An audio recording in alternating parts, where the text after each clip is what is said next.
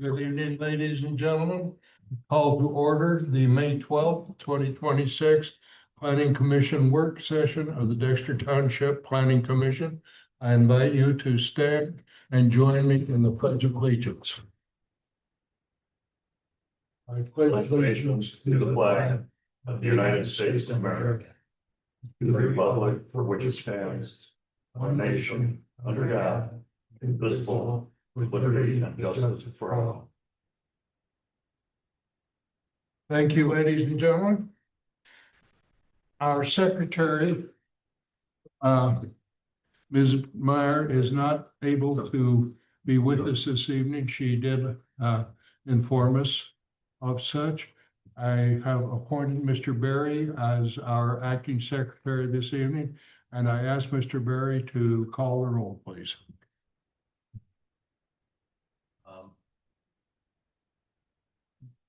Abbott? Here, none. Here. Heard. Here, none. Here and none. Here and none if we're combining that with conflict of interest. Yes. Thank you, Secretary Berry. We have all been provided with a copy of the agenda this evening. Are there any requests for changes, additions, or deletions to the agenda? Hearing none, the chair will entertain a motion to approve the agenda as presented. So moved. Moved by Abbott. Do we have support? Support. Support by Smith. Any further discussion? Hearing none, all in favor, say aye. Aye. Aye. Aye. Any opposed, nay? The agenda is approved as presented. Now that we have an agenda, we have a conflict of interest review. This is a result of our new ordering of the agenda of the Planning Commission. Earlier, everyone stated there is no conflict of interest. So I will take that at face value and we will dispense with the conflict of interest review this evening. Public comment. We do have members of the public this evening. Now, gentlemen, is your turn to speak. Please confine your comments to any items that are not on the agenda. If they are on the agenda, we will address them and your comments during a board discussion. Given that, I will wait until, because there's an item on the agenda that I will address, unless you want me to address it now. I would prefer that we wait, Mr. Spiegel. Thank you. Same here. Thank you. We have no public hearing this evening. Our action items, we have none. Our discussion of items and public comment as appropriate. DPZ Ryer, would you please present our draft data center ordinance language? Good evening, Planning Commission. Today we have before you a draft data center ordinance coming from Pittsfield Township. Carlisle Wortman prepared this ordinance and compiled the comments and thoughts that you all had at the previous Planning Commission meeting. This ordinance has been fine-tuned for Dexter Township. We'll go through it tonight. During this work session, I would encourage all of you to speak up with any comments or concerns you may have so staff can write it down and update the ordinance accordingly. I will now pass the microphone down to Megan. She will get us started on this discussion. Thank you, DPZ Ryer. Hey, good evening, Planning Commissioners.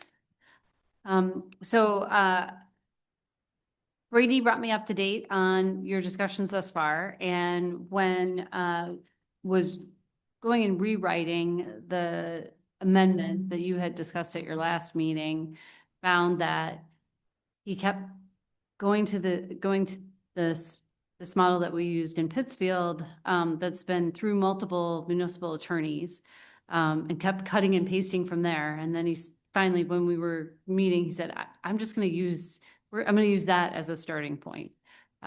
So if it's a different construction than you had before, that's the reason.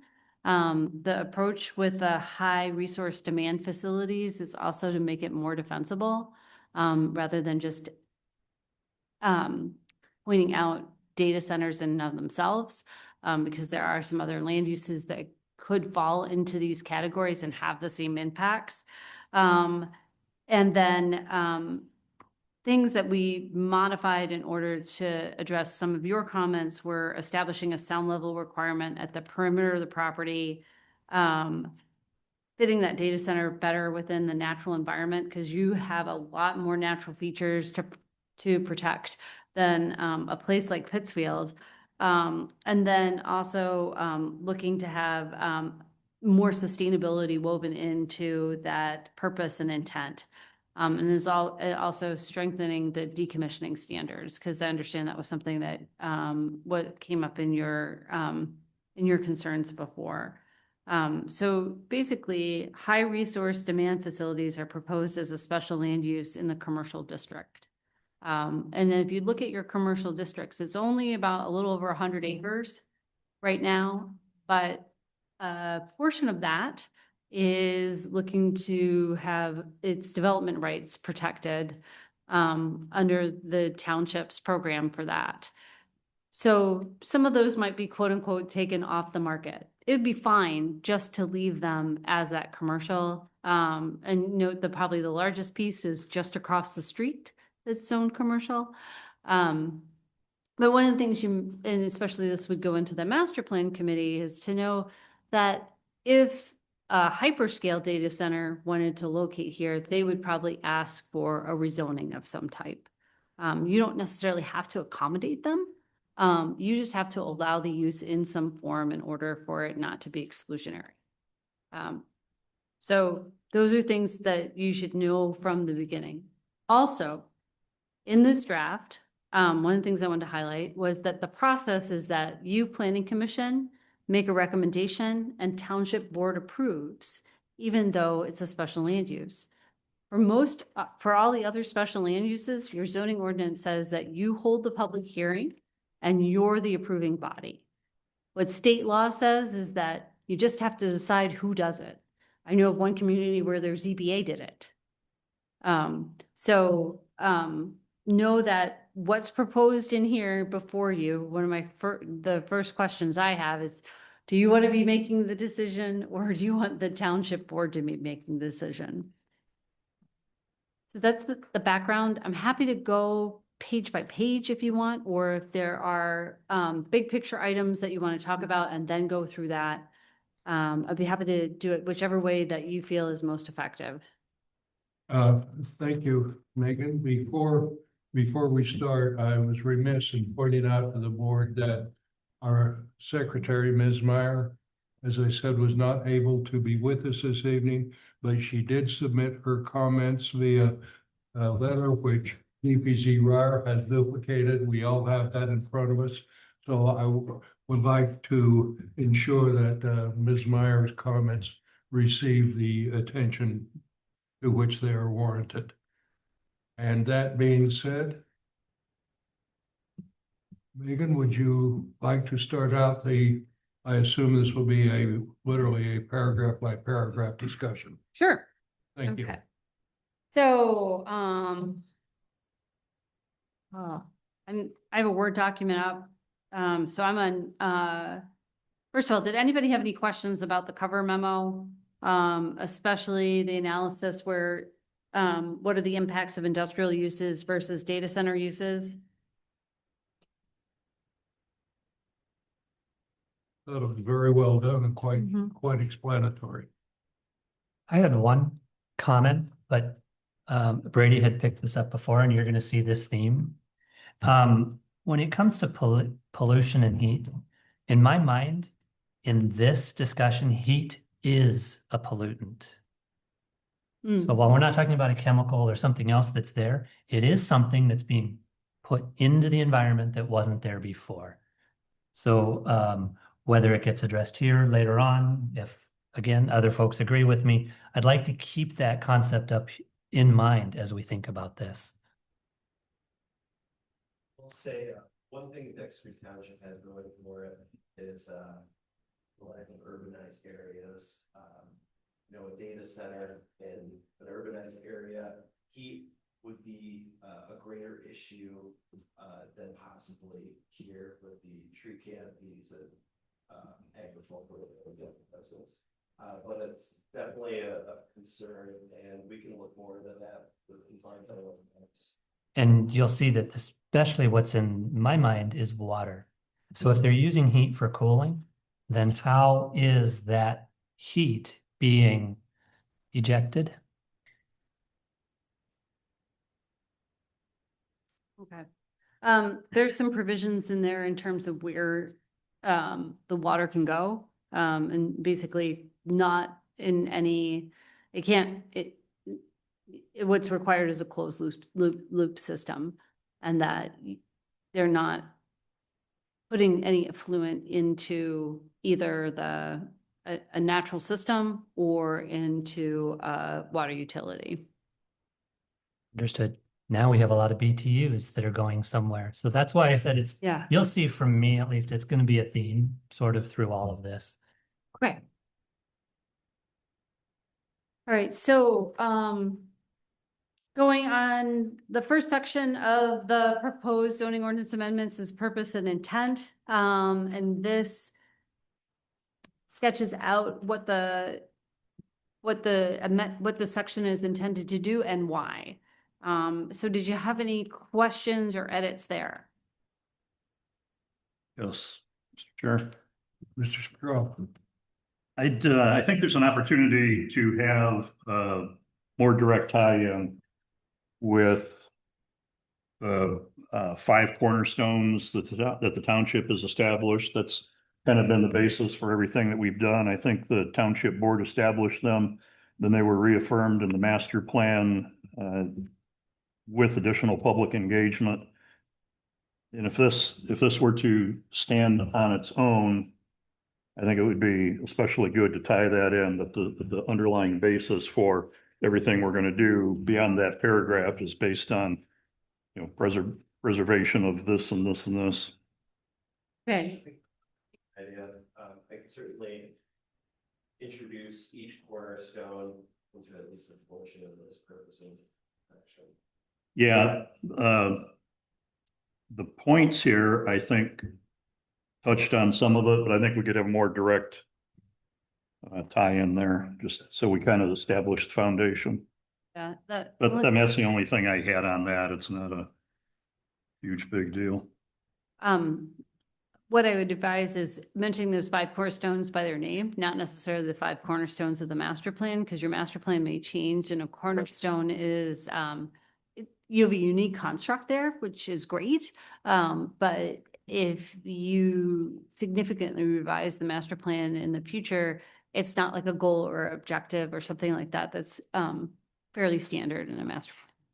But I think. Yeah, I we think absolutely do that makes sense. They could be laid out explicitly, I think, in here, then they'd stand alone forever, and they are, at least at this point, the cornerstones, the master plan, and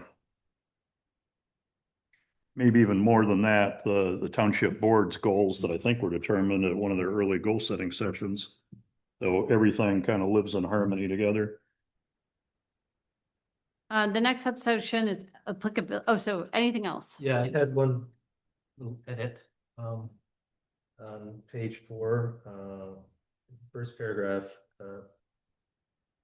the sentence, I think, and I may misunderstand this, but, I'll start in the middle. High resource demand facilities, which include data centers and data processing centers, in order to balance local economic benefits, are balanced with protection. I think in order to balance should be struck. That would make the sentence read more clearly to me.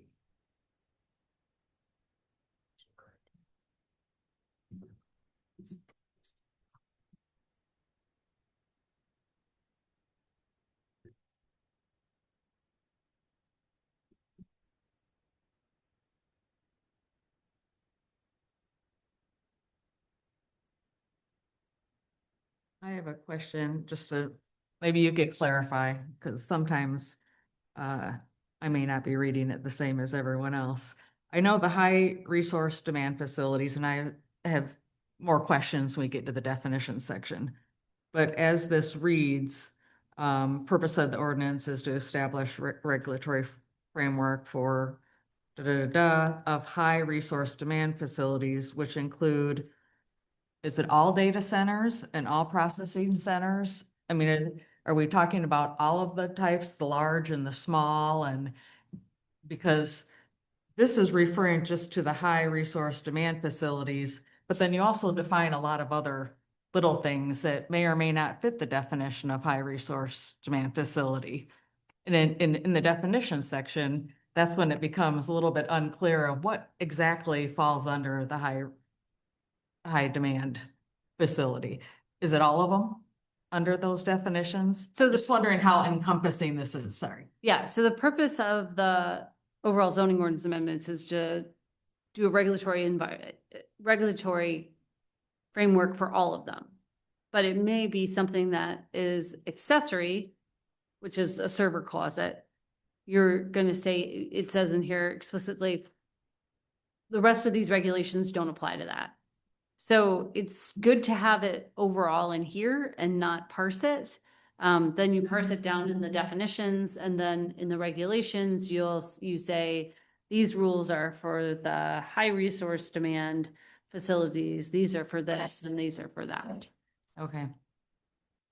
So it's not maybe for all, but are you saying yes or no? I'm saying for the purpose and intent, it's for yes, because here where you're doing is you're establishing the rules, but the rules may be different for a high resource demand versus an accessory data center.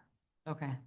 All right. And then as we go through this section by section, some of the questions I have in other sections might better clarify Yeah. what I'm asking here. Yep. And the other thing to keep in mind with this is we used a model and we haven't fitted it to your zoning ordinance. So if there are things where you say, oh, these definitions, those should all go in Article 2, we can absolutely move them there. We didn't want to go through all that work.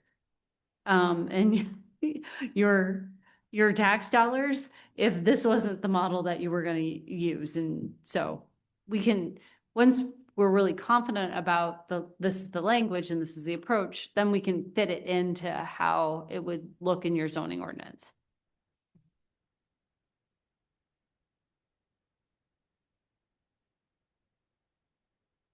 We will move on. All right, applicability. So it applies to high resource demand facilities, data center and data processing centers, including large scale, small scale, and accessory is defined. And then it says approval is contingent upon demonstrating conformance to the requirements of this and other standards. And then it specifies when the conflict exists between this section and other provisions, this section governs. And where it's silent, other applicable provisions apply. And there are some listed there. Is that clear? All right. Now here we are for definitions, and I know you're gonna have questions. And so, again, the point of this is to, precisely define what is what, then because later we're gonna have rules associated with each thing. So were there any questions about the definitions that are there? Or suggestions such as these should be moved to Article 2? Sure. Mr. Stroh? The only thing that occurred to me reading this part over is where it says a facility shall be considered an HRDF only when both of the following are met. And then there's A and 4 things, and then B and 4 things, just so we don't kind of fall into that loop that we had a while ago in the zoning ordinance. I think it could be made a little bit clearer. I think got hung up on we're talking about both of the following, and then we have a number or a letter and some numbers and another letter and some numbers, it's like it has to be out of section A and out of section B, just so anybody reading through that understands the intent, that's So all. maybe we could change it to a facility shall be considered an HDRF only when subsection A and subsection B below are met. Yes, that would take care of that, and I imagine if we get that far, at some point, there's probably a chart that goes with this that would make that clearer. Anyhow, kind of a worksheet.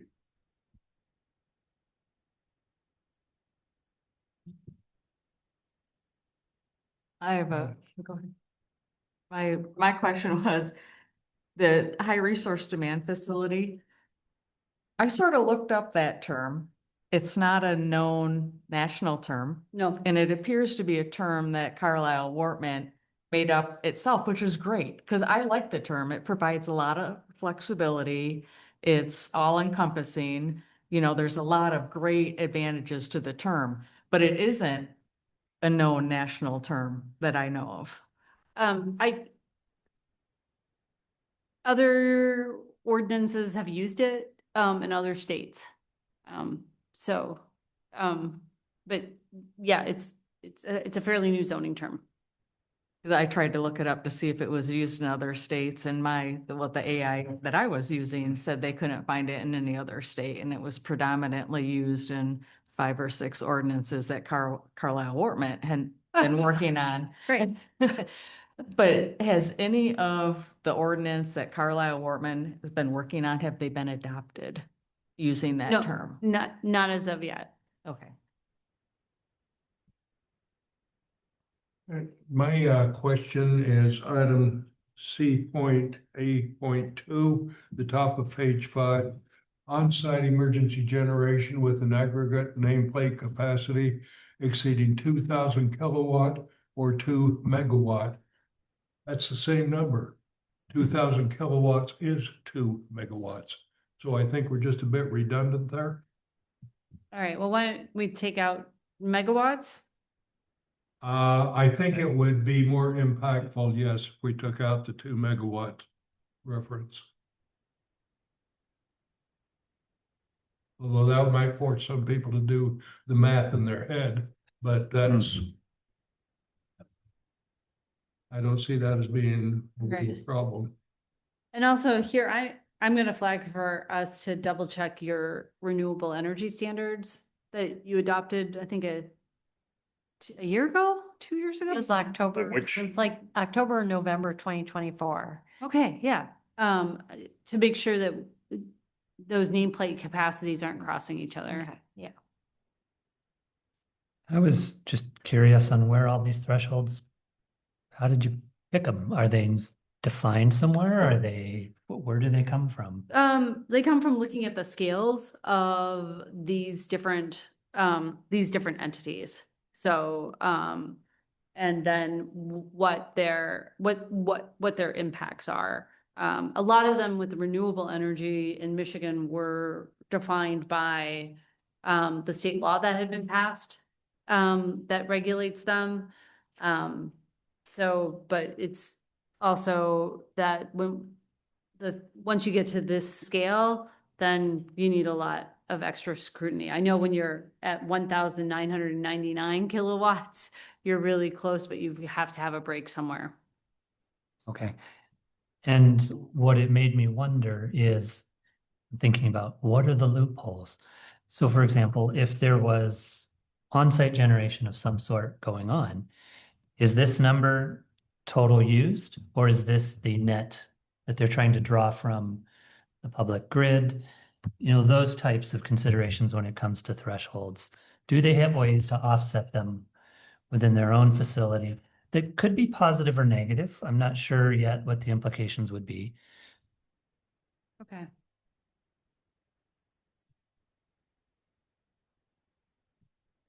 I guess the point being, we want to make sure that we do have the opportunity to review the projects and not have them necessarily be purely by right.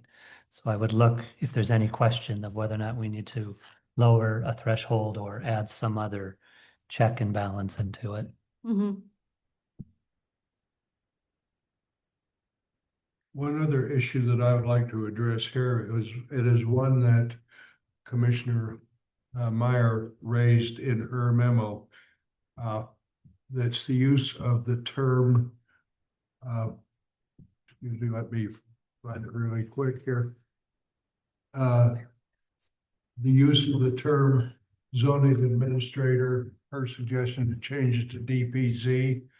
Yeah. I assured Ms. Meyer that I would raise her issues or make sure that her issues were addressed. I personally don't happen to agree with that. I think that through the scope of this document, that it is more logical that we use the term zoning administration rather than director of planning and zoning. But I will leave that to you as our consultant and our technical support people, or the rest of the planning commission on a decision on that concern of Ms. Meyer. All I'll say to that is that, while my title is Director of Planning and Zoning, I'm also the zoning administrator. So if the board in the future wants to change titles of this specific role, I think zoning administrator would encompass any changes that. Do you have any thoughts on that, Megan? I would just use what is used in the zoning ordinance consistently. Thank you.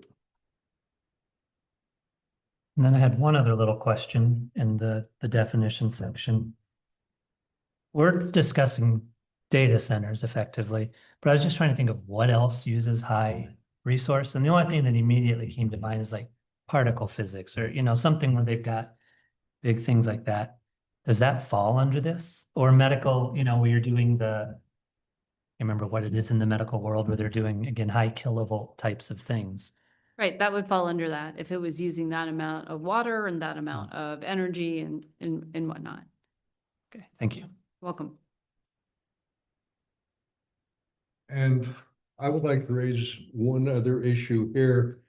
When we are talking about an HRDF meeting the criteria of subsections A and B, subsection A is to me pretty self-explanatory, and I don't have any question that any data center of any consequence will meet the section A. But section B, I've got a real concern with, in that if they are using closed loop cooling, they are not going to be exceeding 100 gallons per minute. They're probably going to be exceeding 100 gallons per day, and there will be no sanitary discharge of any consequence. So unless they happen to exceed 10 megawatts of electrical demand, and they don't have any hazardous materials, which most data centers wouldn't, they're going to be having a difficult time meeting the criteria of item B there, the resource and infrastructure thresholds. Mm-hmm. Yep. No, you're accurate in that. Is that for a data center, most likely they would meet 3, but not, and especially with the way that the technology is changing for the cooling, they're looking to use much less water. So do you want me to look more into that 10 megawatt? Yeah, I think that is the most viable criterion in section B that we might be able to rely on, because that's only if we were to look at homes that are being built today, we're only talking about 200 homes being equivalent to a 10 megawatt use. So I would think that is, in my opinion, a bit generous. Okay, thank you. Could we also consider what they're putting out, not just what they're putting in, but the output? Heat, water. Well, I guess the water we sort of talked to because of the closed loop. But again, is there something that's on the output side that could also be a criteria? We can look at that. I think that makes sense to me, that especially to your earlier point about heat is also a type of pollution. Yeah, the input is one thing and they could stay below a threshold, but yeah, there ought to be some way to quantify the output. It's certainly going to be calculated as part of the system they develop. Yeah, I think that's a good one to try to figure out.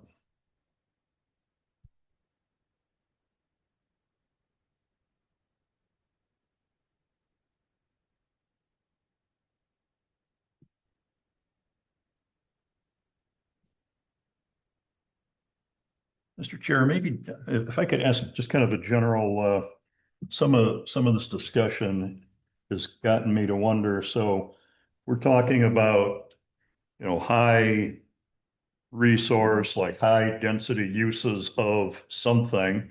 And then in a couple of paragraphs, we're about to differentiate that from warehousing and whatever. So for whatever, HRDF, whatever, did I do that right? We're discussing that, well, since we may not have any commercial property, we certainly don't have any industrial property that it would fit in. It should be an overlay.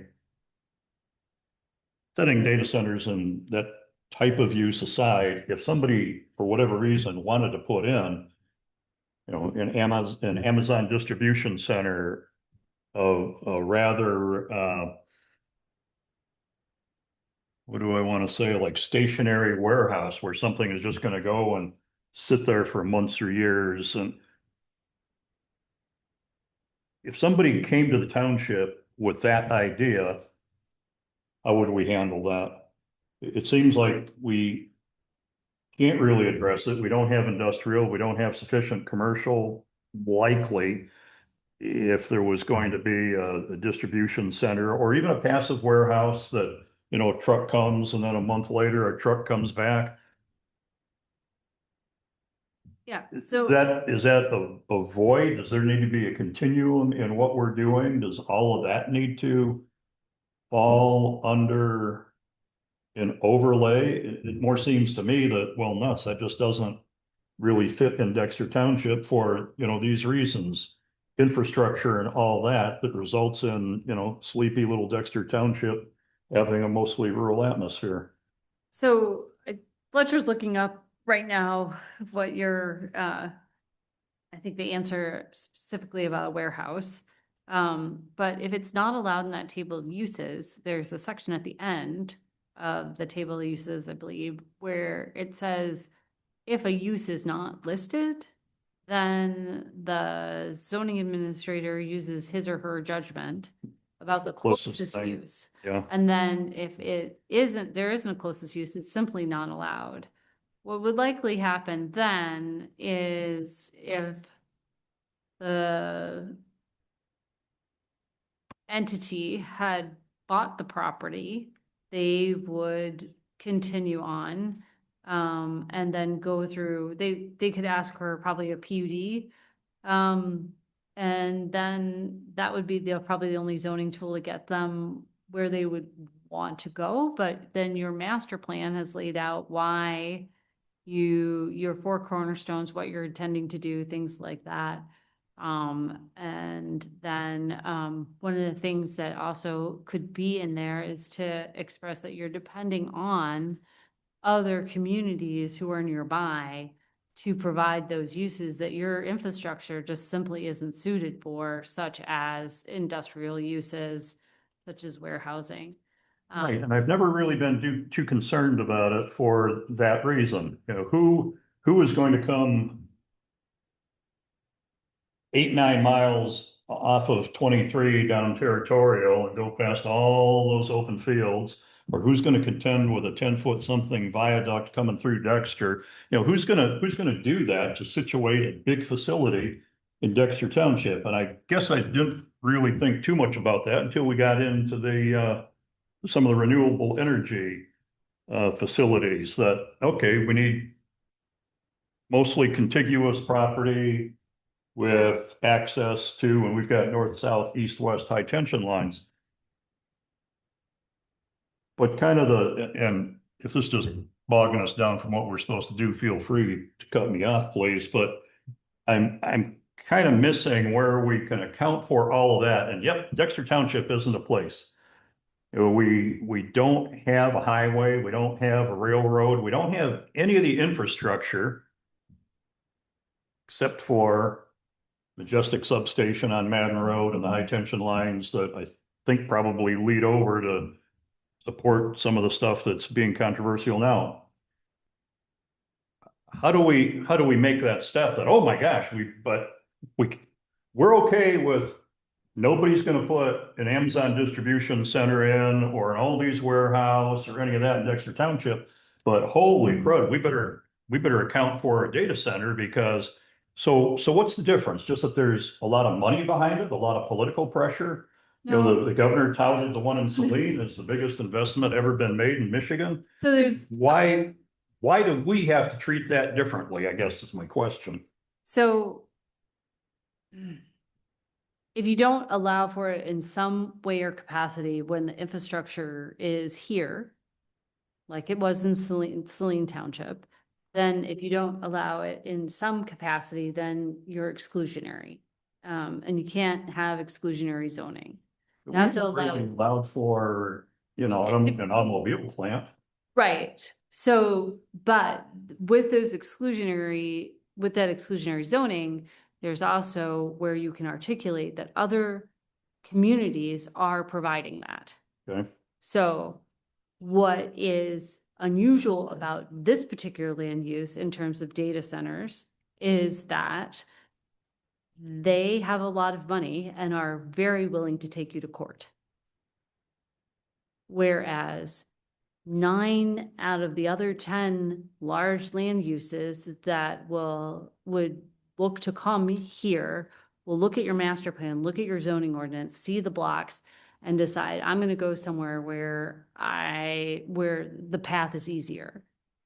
And also that if you've got to go through everything to take people to court, it takes time.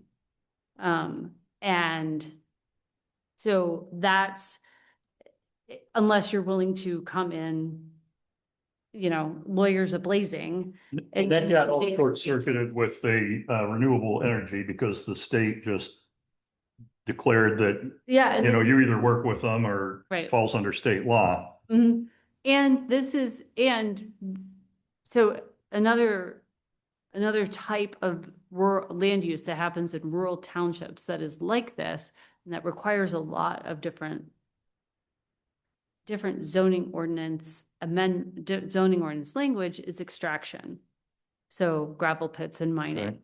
And so a lot of the same things are in these zoning ordinance amendments around that in terms of impacts of noise and whatnot, that this particular use generates extraction, generates a whole bunch of other things. But then the state law has changed and says for gravel, that is something that is needed. And so then it has very serious consequences. So just because we're advising our clients to have moratoriums and to put these regulations in place because this particular land use is looking to go into land like yours, which is large, flat, and near high power tension lines or substations, which is unlike most other industrial uses, which are looking for transportation infrastructure that is nearby that can facilitate their business.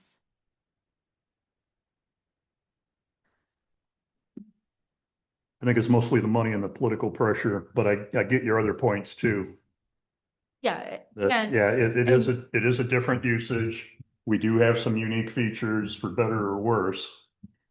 That, yeah, same thing with solar farm. Yeah, and you have had some of your local agricultural producers approached for these. So it is not unlikely that right now there's not with the hyperscale ones that have coming through and are in process,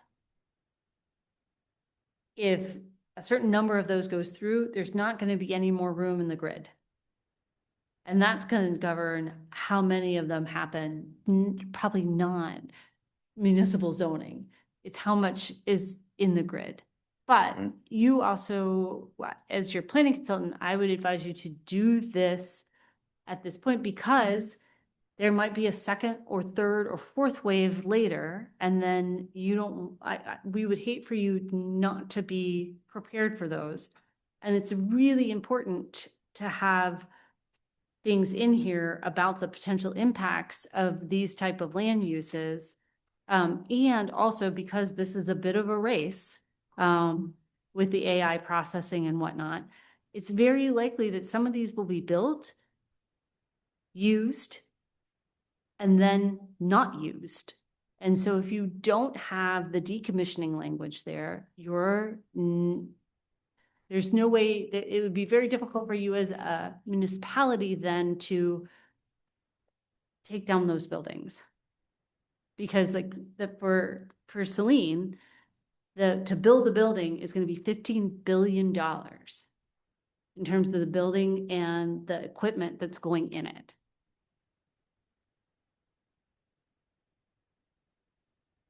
Thank you. You're welcome. Thank you. Sure. Okay, we were on definitions.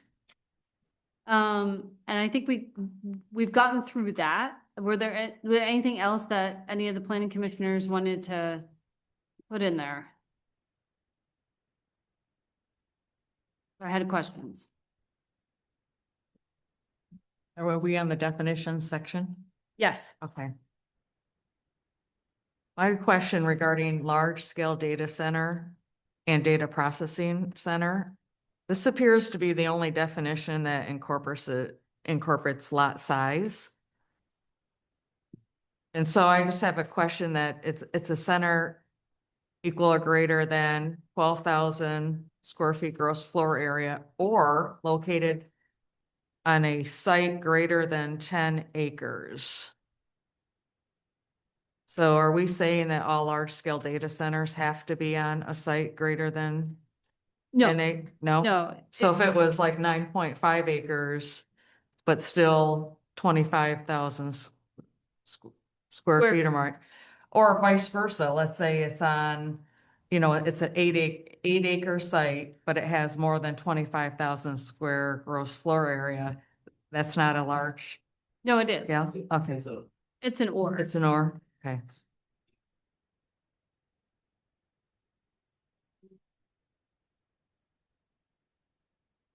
So along that line, I'm not trying to jump ahead, although I kind of am. Way out in the public benefit applicability, I'm looking at page 17, item 2. There's an applicability of when a community benefit plan is required. Wouldn't that just be part of all of this upfront definitions? No. How do we have a different threshold in there? No, so you could link it back and just say that, so 17. So that's item L2. Yeah, L.2, A and B.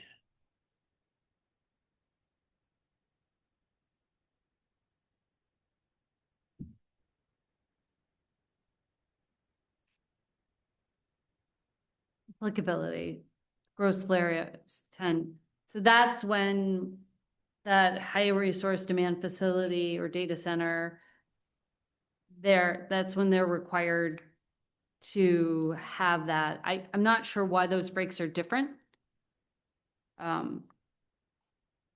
could look into that, but that's actually smaller than what the large scale. So it covers the large scale and the smaller scale that, and I'm assuming the theory is at this point in time that there are some, that this is when it's going to have significant impacts and that community benefit is needed. Okay, because one of the things that I like about this entire package is this concept about community benefit. And so it almost seems to me that anything that falls under this them demonstrating the community benefit should be part of all of it. Any high resource. That the term, Mhm. any high resource demand facility should have to have some element of community benefit or public benefit or. I think that the thing I just noticed is, hold on, let me write this down.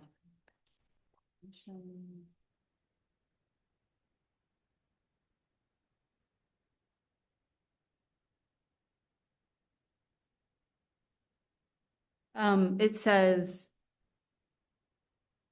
so item 2, a community benefit plan is required for a new high resource demand facility or data center or expansion that meets one of the following work thresholds.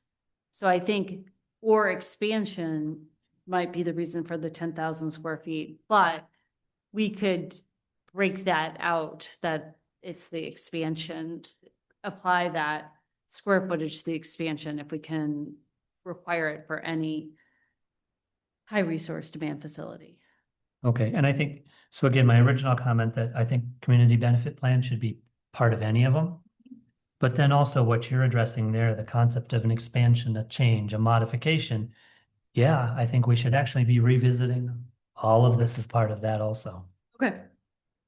And I use the word all, but if you find that maybe it's not all and you have a different suggestion, Yeah, but I still think that we should have some mechanism for review. okay, thank you. I would like to spring Commissioner Smith's comments here on item 2B. IT load of 10 megawatts or more, nameplate critical IT load. The electrons coming through the meter don't care if they're going to be data processing or turning on a light, a fan, or a pump. I would suggest that IT be changed to facility load, because that is where our real concern is, not how many electrons are being used to process information technology. Okay.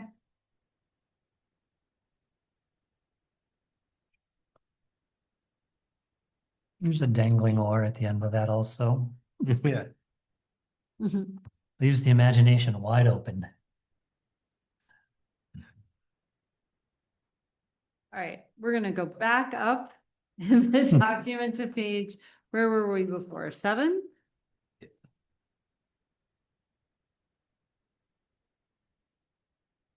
Did you say page 7?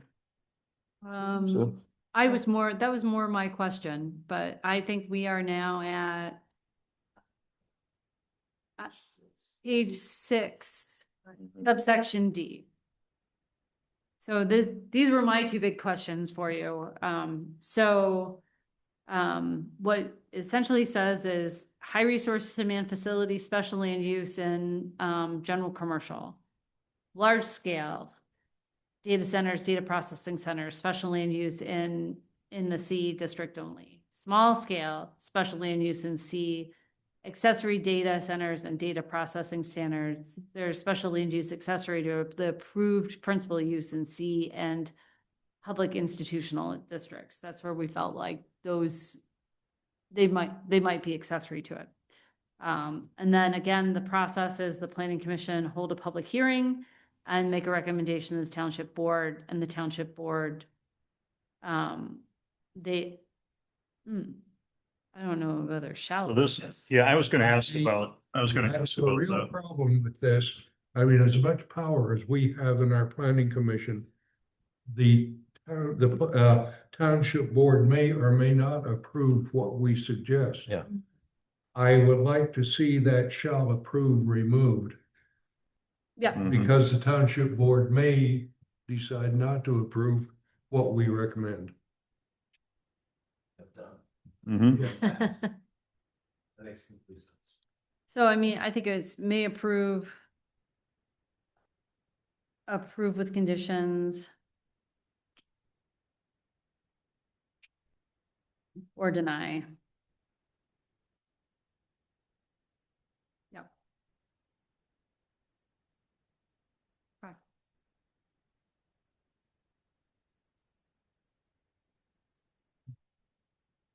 this is just because I haven't read my zoning code clearly enough. For our special land use and the site plan processes, do we have time limits on them? No. Can we put a time limit? So, you And- could, I guess what I should do is I should preface this and tie it to your concept that you mentioned earlier about decommissioning. In other words, if someone does get through this whole process and there's, an approval and there's going to be an eventual decommissioning, is there a way to make this site plan approval and special land use approval also terminate with the decommissioning? that's implied. The special Yeah. land use ordinance has a 30-day timeline for the planning commission to make A decision. Yeah, so my question back to you, is the timeline for you, the municipality, to make a decision? Or is it a timeline for the applicant or actor to go to a next phase? My question was actually about, if approved, how long this approval lasts for. Is it in perpetuity forever? And someone else could come in and then build a new one on that site because there is an approved site plan? Or is that a process that they would have to go through again? So any approved site plan in special land use only has a certain amount of time that they have in order to pull a building permit. And once they pull a building permit, then it goes from the zoning ordinance to the building code. And under the building code, they need to be making progress. And if it's judged to be abandoned, or if it's just judged to be abandoned, or they're no longer working on it for 180 days, which is 6 months, then the building permit itself can be pulled. And then if the use isn't been there, the use never starts, they never get a C of O, then the special land use, quote unquote, kind of goes away, it fades away, and the approval fades away. But let's say they are built and functioning and they sell it to somebody else, that approval runs with the land. And then what typically happens with things like this, where there's decommissioning and other things, is they'll have a bond or escrow. And that's described in here as well. And that needs to remain in as long as the use is functional. So Fletcher, do you have anything to add? Just about the decision, it's 30 days after the public hearing. You will need to make a decision on a special use. An applicant would have 2 years from the approval date to have the project started or complete, or that special land use would become null and extinguished. If it's been inactive for 2 years, then the special land use also becomes. Okay, so I get, so with those, because there are kind of some different issues there that I think are all important. My original one was just whether at the end, when they decommission, if that site plan goes, ends. Yes. So you answered that one. The other two that you've raised, I think, are both important issues. One is what Fletcher was just talking about, and it sounds like that's addressed, in terms of the amount of time to do this and do that. But my concern then comes with the first one, which is if there's a limited time frame that we have to review and approve or deny, and with the complicated legal issues we're potentially looking at, the scale of the money we're talking about, to be honest, the army that's going to descend on us, I feel like we need to have something to protect us, to give us, whether it's more time, a little more flexibility, a lot more flexibility, something to just help protect us so it just can't effectively be railroaded through and just leave us little squished ants on the pavement. Say about this, that Megan and I would never bring a project like this forward to you without the application and the process being entirely complete. So in this draft ordinance presented, we have first the pre-application meeting to start. Then a community engagement plan needs to be done by the applicant, having community meetings. Reports need to be made to the adjacent neighbors from the applicant. Then applicant will need to submit their plans to us. We would go through most likely handful of different reviews with all of the reviewing agencies, so road commission, OHM, Carlisle Waterman would take a look at it, the fire department, etc. So it would probably be, few months to a year maybe before it would be ready to get in front of you. So I don't think it would be railroaded necessarily. It would still be quite long of a process for anyone to do this. Okay, good. So, Because I was gonna say, the follow-up to my question effectively was, is our existing site plan and special use processes adequate for this? I would say yes, except for that 30 days. Like, I agree with you on the 30 days and especially the amount of data and whatnot it's asked for in this and as well. So I would want you to go to your township attorney to see if you could treat this land use differently as a special land use than others in terms of that shot clock of when you need to make a decision by, but another solution just might be to take that 30-day requirement out. That is not in the Michigan Zoning Enabling Act. So that's not something that by state statute you have to have. It's just something that was put in your zoning ordinance to make sure you're accountable and not stringing a decision along.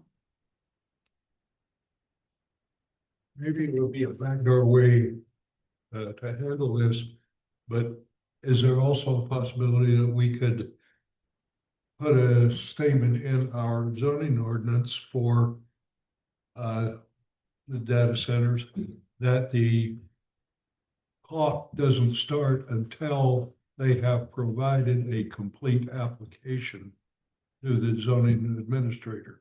I think that says that in your zoning ordinance anyway. Which, in that case, the community engagement plan and all of its ramifications would have been completed before that 30-day clock even starts. Yeah, but the question is, how much time do you need as planning commissioners to digest all that information? So when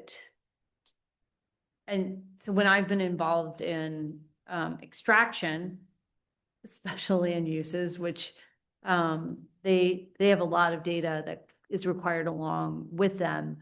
Typically, it takes a planning commission months to go through it. And to really consume that information, get questions back, and then be able to make an informed decision. With the amount of things that are required here, I imagine you would be doing the same.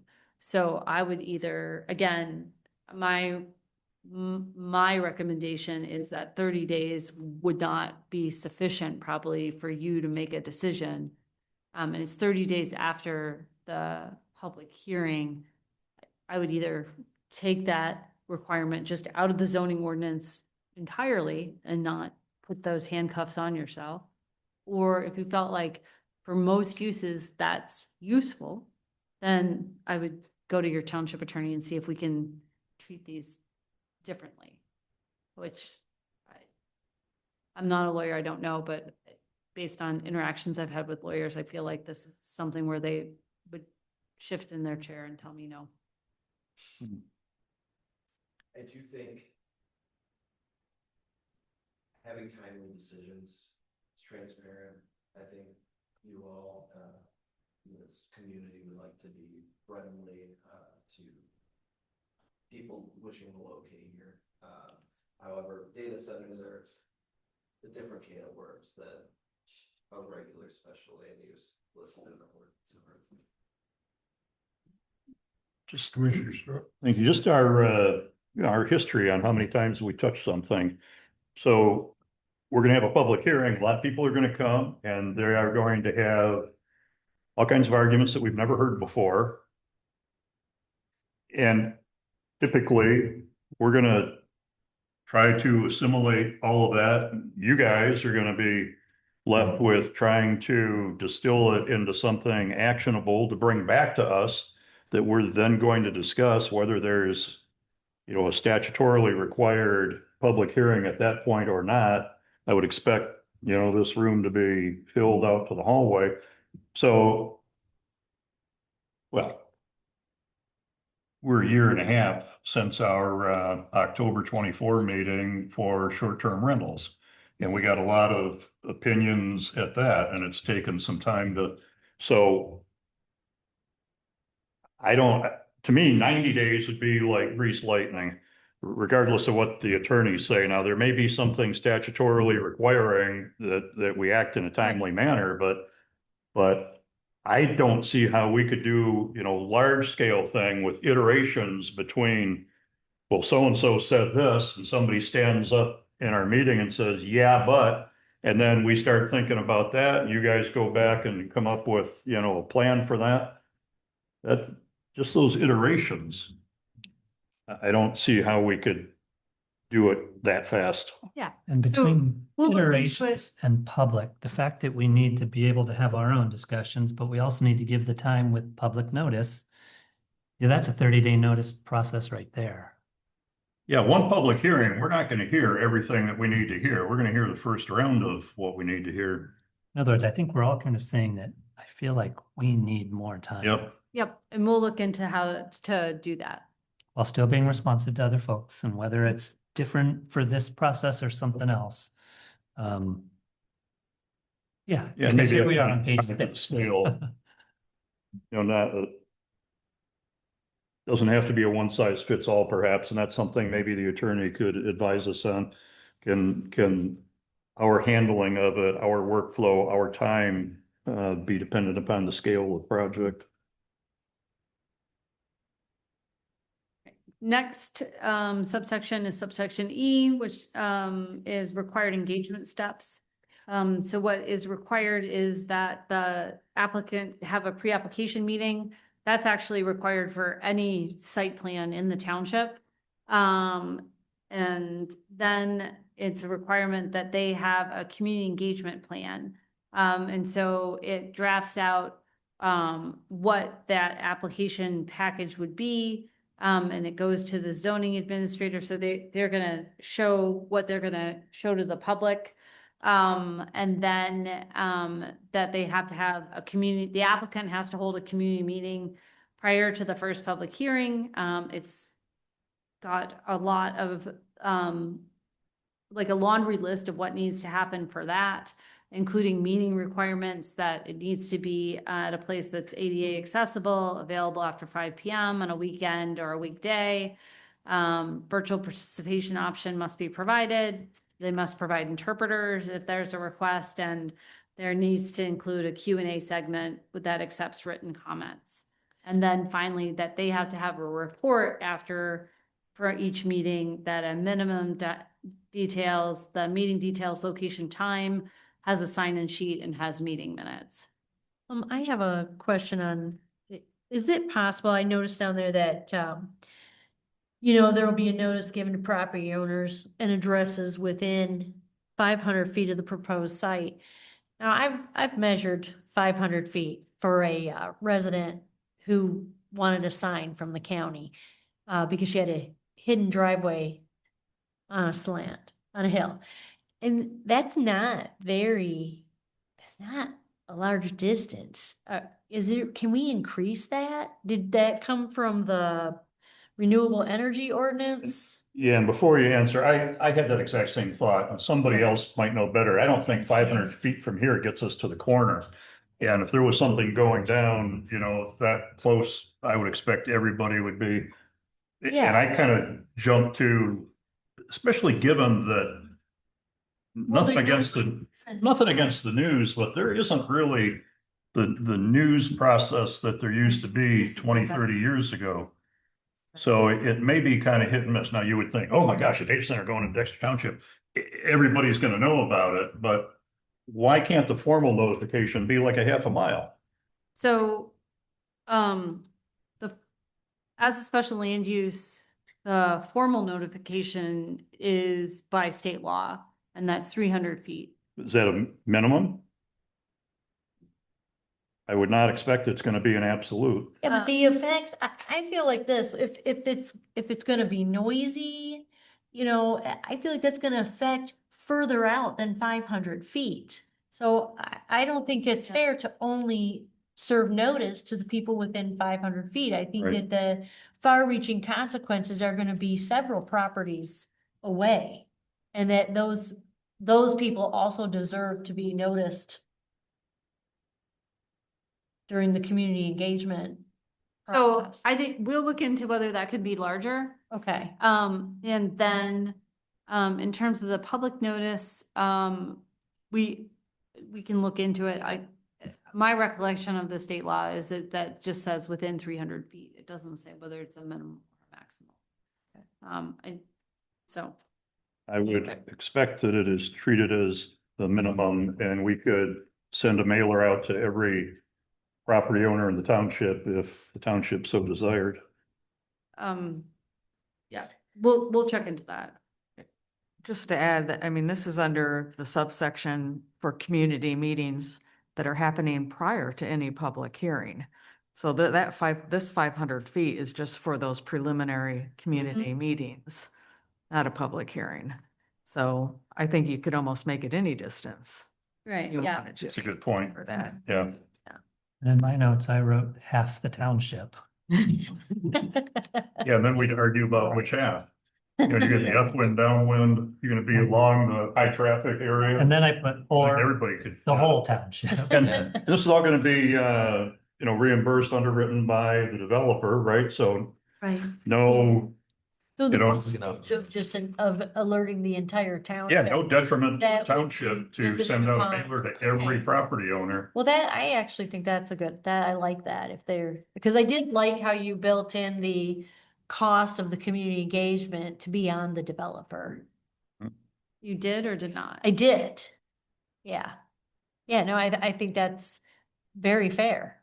They're the ones wanting to come here. Why should we foot the bill to notice everybody? Well, and that goes back to the comments that people had about the long-term rentals of not knowing. Mm-hmm. And the most important time for people to hear is at the start, especially when there's a public, when there is an actual and community engagement element to it. Anything else on this community engagement piece? The only other thing for consistency, we refer to these as community meetings, but down in subsection 4 under report, we refer to each neighborhood meeting, maybe just call it a community meeting there too. So I don't think it's a different type of. Thank you.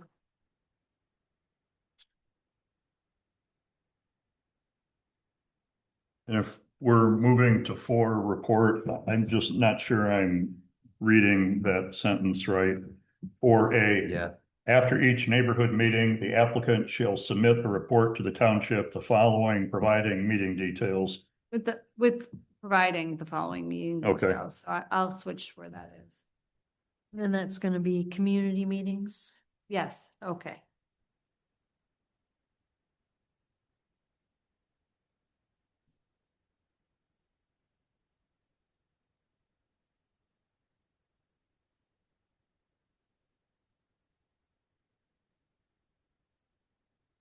So did anyone feel uncertain on this, if we're moving into F? Mhm. The small scale accessory of only 2 acres, did that? I feel like that's such a small, I feel like it would be big. With that whole section and, Okay. not to go all wonky engineer, but I think there are some inconsistencies and maybe it would be better to just lay it out that the distances, and there's too many different distances, I think, 100 feet, 200 feet, 400 feet, 500 feet. I think that whole section should be redone. And as an example, even 10 acres, 60% lot coverage of 10 acres is 6 acres. And I realize this doesn't all have to be square, but if it's square, 10 acres is 661 feet on a side. And if you plop 6 acres lot coverage in the middle of that, that's only a 75-foot buffer all the way around the perimeter. So we've kind of established some conflicts there. And I know that that's 60% maximum, and the 100, 400, 500, whatever foot distances from, the various things would override. But one of the conclusions I think that brings me to is that 60% lot coverage is going to be too darn much, whether it's 2 acres or 10 acres or 500 acres. So this, I think, could be simplified. I don't know that we need 200 feet and 400 feet. Let's make it, if it's large scale, 400 feet from anything. And then I think there's also a little bit of a conflict when we get down to section 6 siting. Shall not be located on any parcel that's within 500 feet of any residential, which lists off a bunch of like normal things in Dexter Township.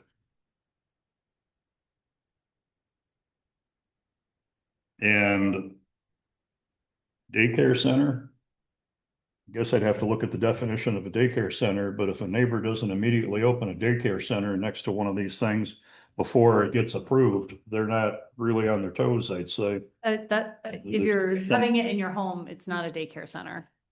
But Well, to your point, that create a data center or a daycare center, because I think there's some things in here that just logically don't follow for me.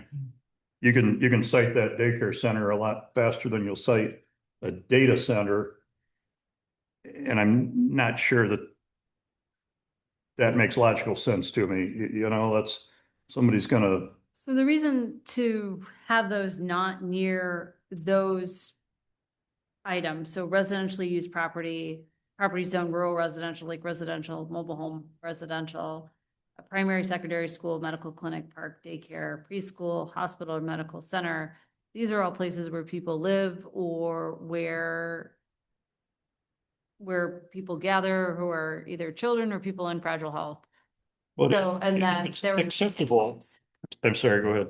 So, I mean, yes, what this citing section does is makes where a data center could go very, very small. But if it's acceptable in section 6A, shall not be located on any parcel that is within 500 feet of any residential use property, property zone rural residential, lake residential, mobile home residential, yada, yada, yada, medical clinic, park, daycare center. Why? I mean, that's pretty much everything. Why don't we just establish it can't be within 500 feet of anything? And then get rid of the rest of that up above it. If it's okay to restrict this to 500 feet from RR or LR, which is most of what we have, any commercial that we have, for example, that could possibly be a candidate for an overlay district is going to adjoin RR. I think in every case, but if not. Well, ag isn't included in here. And we have all kinds of agricultural parcels that adjoin RR. Right. So What this would leave is. if you kept 6A and applied that for everything above, I mean, is there a way to do that and then come up with some reasonable maximum lot coverage? 60%, I don't think works. And, especially as we get to the mini size unit of a couple of acres. I think these things kind of conflict with each other, and there's an easier way just to define, okay, you got to have that much isolation distance. It's like setting a prison, or I don't know, trying to think of examples from the past without leading the witness. I'd like to chime in here also. This is one of Commissioner Meyer's concerns. This little 112-acre commercial area that we have now just happens to be sandwiched between a medical clinic, it's actually a veterinary clinic on the west, and a daycare center on the east. So we take 1,000 feet out of that Isn't area. there dental to the north? I'm not there. Oh, the dental is on the south. I'm sorry. Well, this isn't dental anymore. That actually is a daycare. The one that used to be the dentist office, and before that, I think it was doctors and dentists. Across the road from that is veterinarian, but I thought of Dexter Pinckney right at the edge of the old, There's absolutely a dental facility. yeah, okay. So Okay. to your point, we just, Yes, we just shrunk the 112 acres by a bunch. yes. Yes, and when we get to, when we get to 10 acres square, obviously you can't have 400-foot setback because the square is only 661 feet. So anyhow, I'm just kind of hung up over all that. I think there's a simpler definition for all of this. And it seems to me that if 500 feet is acceptable, then it ought to just be 500 feet. And I get your point about, yeah, this is probably going to go on ag property. And then we have to address, well, it doesn't really mean you have to be 500 feet from the adjacent zoning, I don't think. The facility is going to need to be 500 feet from its property line to not encroach upon that, but there's no place in the township, I don't think, where agriculture has a 500-foot or any buffer from other RR. There are many agricultural parcels that are adjacent to other agriculture, but eventually those get to RR. So this is something I'm missing, or this works for some other township, but doesn't really fit Dexter Township. I think we can make 6A simpler, and then, make sure that there is a site that's possible underneath it. And look at that, it's 500 feet from the property line for any buildings or generators that abut either of those uses, that zoning district. I think that satisfies my hang up on that part.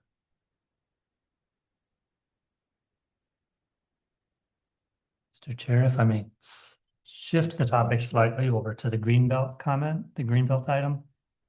I don't feel that 50 is enough of a buffer, but at the same time, I see this as an opportunity under community benefit, or if we can ask for larger space, but maybe they're doing something to help restore our natural features, our rural character or whatever, that boundary is somewhere that they could be, that's in the give and take. If they're asking for us to be able to do something in the middle of their site, then maybe out of these boundaries, they could really help us as a community retain what's important in our master plan. And maybe we can ask them to tell us we would give them some kind of requirements here, but maybe we ask them to propose what could happen here in this buffer to improve our existing conditions. That kind of broadens the question of, so in the last subdivision that we approved, the site plan approval included common area. Could there be a requirement? Would it be legitimate, or maybe that's a legal question, to, okay, you want to do all this, but you're going to set aside this buffer between you and the community for public use? You know, a park that you're going to maintain or something like that. Is that? They would, so this particular use, I think they would gladly pay for a park off-site, but they don't want anybody on their site. Oh, the fence can be there, but in the buffer area, Yeah. you can have the green space. And in fact, I don't know if anybody has seen the I guess I'd call it a commercial for the barn in Saline. That's a beautiful place. I think we'd all love to live next to it. It's I've seen streams and green space and puppies and rainbows. It's just gorgeous. And whether or not we could do it to get access, but if we could at least, again, find a way to help improve our master plan ideals, the pillars. So in that case, what I would do is on the community benefit side, put in a standard to say that whatever they're proposing, they have to articulate how it meets those 4 pillars, this, and this. Okay, and I guess, Then put the design impetus on them, and then the township evaluates it.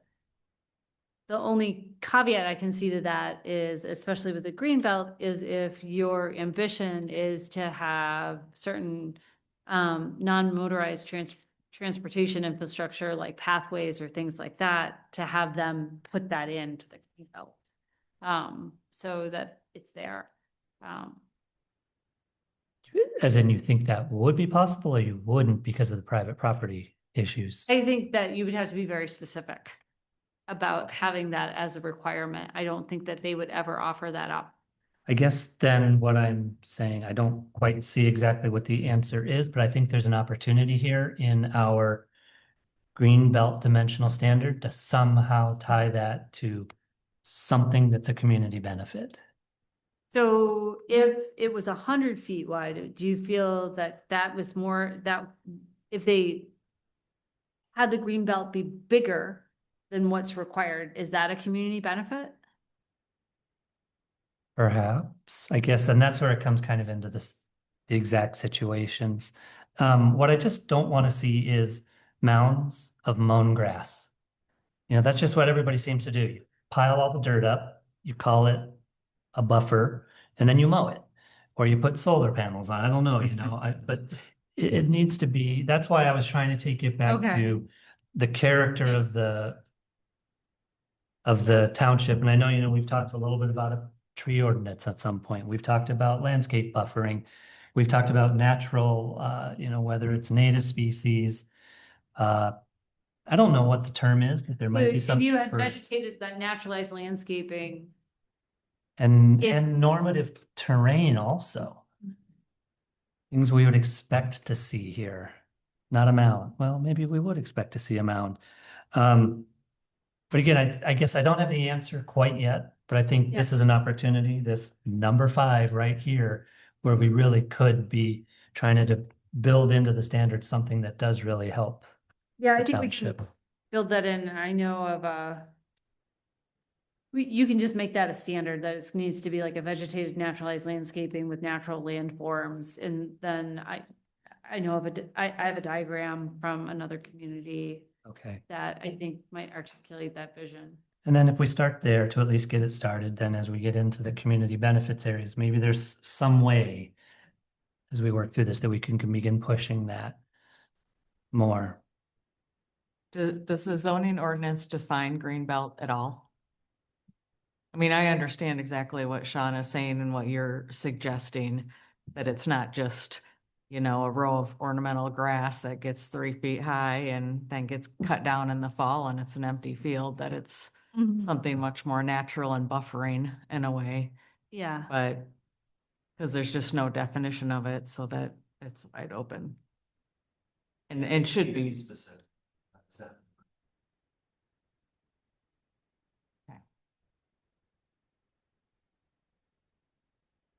Okay. Are we ready to move on to site and design standards? My main question for that is, are these standards, the architectural facade articulation, the design, the material standards, do you feel like those first 3, do you feel like those are necessary? Or is it that you would rather it be so landscaped or buffered that no one sees it? A question here that Commissioner Meyer had, the architects. What do you guys got against vinyl siding?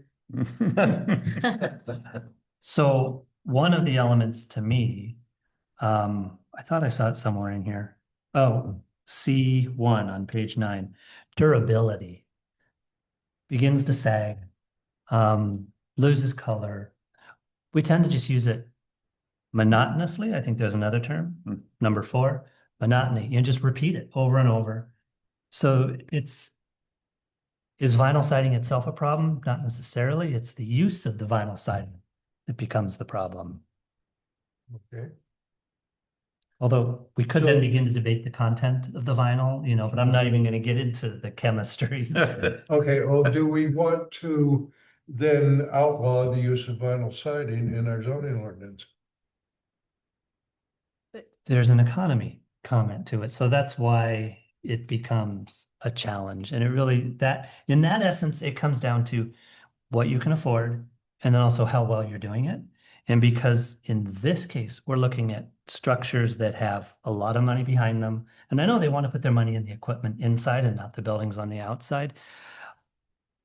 In general, to answer your question, I think, Megan, I do feel like we should be somewhat prescriptive, but because we're trying to make these buildings least impactful, negatively impactful, and I know negative is a very subjective word, but for now I'm going to use it because we're still in the drafting of this. We don't want things that are negatively done to the township, but someone may come up with an idea that they want to do something that's beautiful, that we all agree is beautiful, and that maybe there should be some way that we can allow it to happen. And when I say that, this is a comment I have that's just meant to be this whole thing. We're talking about impacts, trying to limit the impacts, the negative impacts. But we do also need to allow for the positive opportunities. And if someone came to us and said, we want to put this whole thing underground, it's net zero, everything is perfect. Are we allowing it?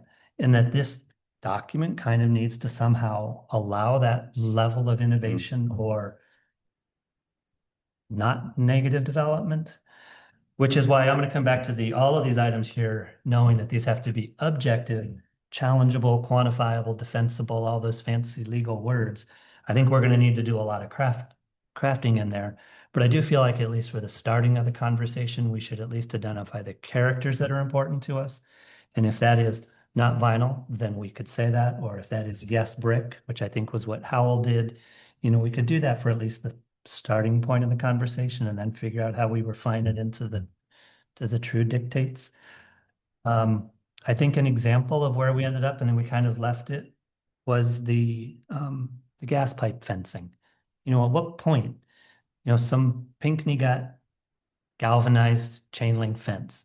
We have brown fence on one side and colored chain link on the other. At what point is something an improvement or not? And is it the fact that it is a color that's more important than maybe a buffer, a setback, a location, or an approach? How's that for a conceptual answer? Mr. Chair. Along those lines, this was way before my time, but that's kind of how I guess they ended up with the City Gate Station down on Territorial this past Peach Mountain is supposed to kind of look like a house. And that then kind of brings me to, I don't see how we would apply section G1A, the massing and scale and the building height and bulk and all that consistency with existing character of the adjacent buildings. I don't see how we would apply that to Dexter Township. This is most likely going to go on a vacant field someplace that'll have some houses not terribly far from it. This, I can see how it would apply to a different township. This is going to go next to a huge store or a factory or something that, there'd be some harmony with the buildings next to it, but this thing's going to stick out all by itself in a field someplace in Dexter Township if it were to go forward. And when we get into the next section of that, so it would be G, where am I? G1, B, 3, 4, and I suppose 5. I'm not sure I'm understanding. 3 says buildings within the same development should be designed to provide unified and easily identifiable image. Okay, to me, they kind of look alike or they are kind of harmonious. But then 4, we're supposed to minimize the monotony. It talks about expansive exterior walls and you have design elements and whatever, but they're supposed to be harmonious, my word, and then not monotonous. And then 5 talks about facades shall provide visual interest from both vehicular and pedestrian viewpoints. I don't know how pedestrian fits into this because we don't have those kinds of spaces in Dexter Township. We're not a walkable city. No, no, so There might be pedestrians within the data center. I don't care about them, you know, that's, and they're inside looking out, we're outside looking out. I think that's what it needs to apply to. So I think your overall question, Megan, was, you know, how much of this should we get into? What part of this applies to Dexter Township? I think this can probably be distilled a bit and kick out the things that are more appropriate for more an industrial to any degree township. I think this, apologies, I'm just, this one statement and then I'm done. This takes me back to what I had said before. I think when it comes to this overall, because we're talking about an insulated building that's away from a lot of stuff, I'm really more interested in limiting and mitigating the effects than the object itself. So what are those other things that it puts off? Light, heat, glare, noise, vibration. That those are the elements we really want to focus on, more so than just the repeating windows and transparency requirements. Okay. Sorry. Okay. You're the expert in this area. Right. No, I was just gonna say, you know, part of the whole site and design standards under 1B2, where it says architectural style shall not be restricted. Rather, evaluation of the appearance of the project shall be based on compatibility and the quality of its design and relationship to surroundings. That statement right there basically says, if we or the public doesn't like the way it looks, we have a lot of say in it. Like, we're gonna be able to ask them to make modifications if it doesn't fit into the character of that neighborhood or area. I feel like there is some subjectivity here that we as a planning commission and the public could be able to tweak any design if we didn't like it. That seems logical. But dancing around this somewhat delicately, I asked a question at Planning Commission one night that I thought was totally appropriate just to get a developer on record for, okay, if you find arsenic in these wells, how are you going to mitigate it? And the township attorney, different attorney at that time, shut me down that was not a proper question because it wasn't one of our criteria. And I really didn't care if it was one of the criteria. I think they should go on record to the public because they did have some experience in one of their previous developments that people are still struggling with. So maybe if it is more explicitly laid out that, yeah, we do have approval over some of the lesser defined aesthetics, perhaps, that would work. But it seems like if that's not explicitly laid out, somebody is going to say, whoa, you can't do that. And kind of along those lines, and I think it might have been something Commissioner Smith just said, I'm concerned about vibration because some of these other things, you can see what the roof line is going to look like. You can see what the architectural panels are going to be before the thing gets built. How does a neighbor, and there are cases, well, throughout the country, certainly there are cases in Michigan where somebody's trying to find, there's some weird vibration. I've never heard this before. It seems like the burden of proof is going to be on a neighbor. Somebody's going to come in and give us, you know, all these engineering calculations and stuff and say, this isn't going to have any effect on anybody outside, you know, 10 feet from our property lines. And somebody a half a mile away is going to have some weird vibration that there's no way in the world they'll be able to prove is due to that data center. How do we protect somebody in that case?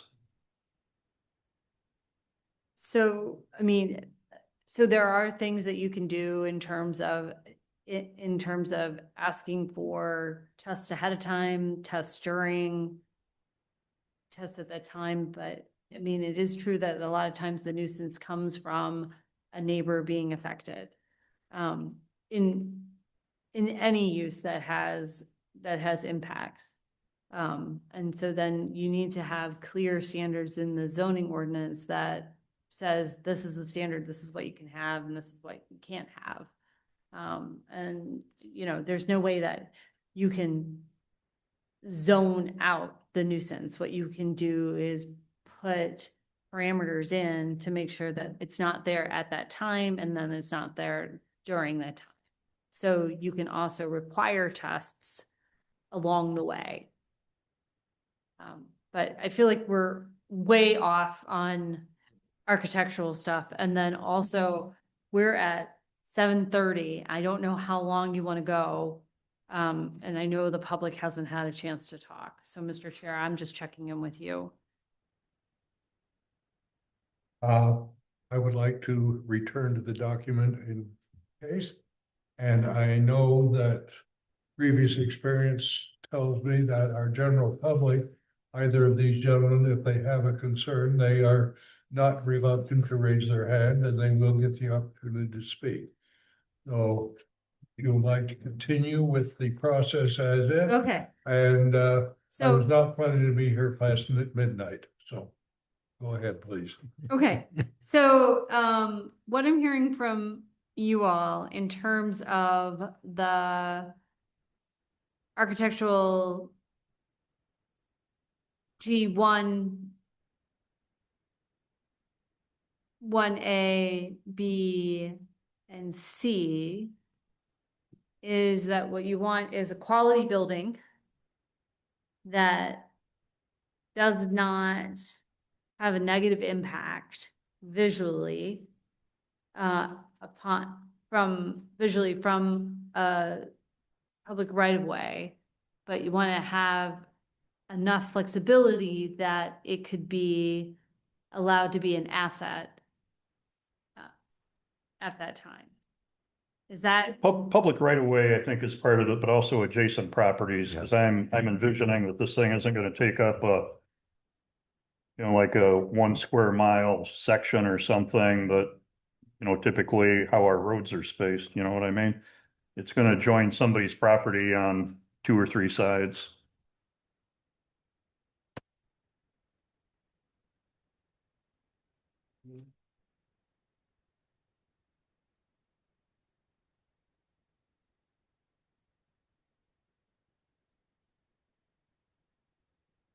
Well, your point was correct. I'm just kind of talking about the application of it.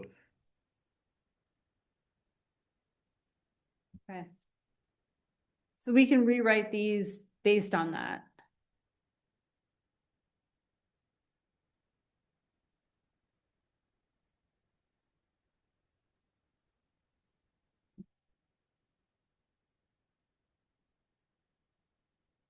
Okay.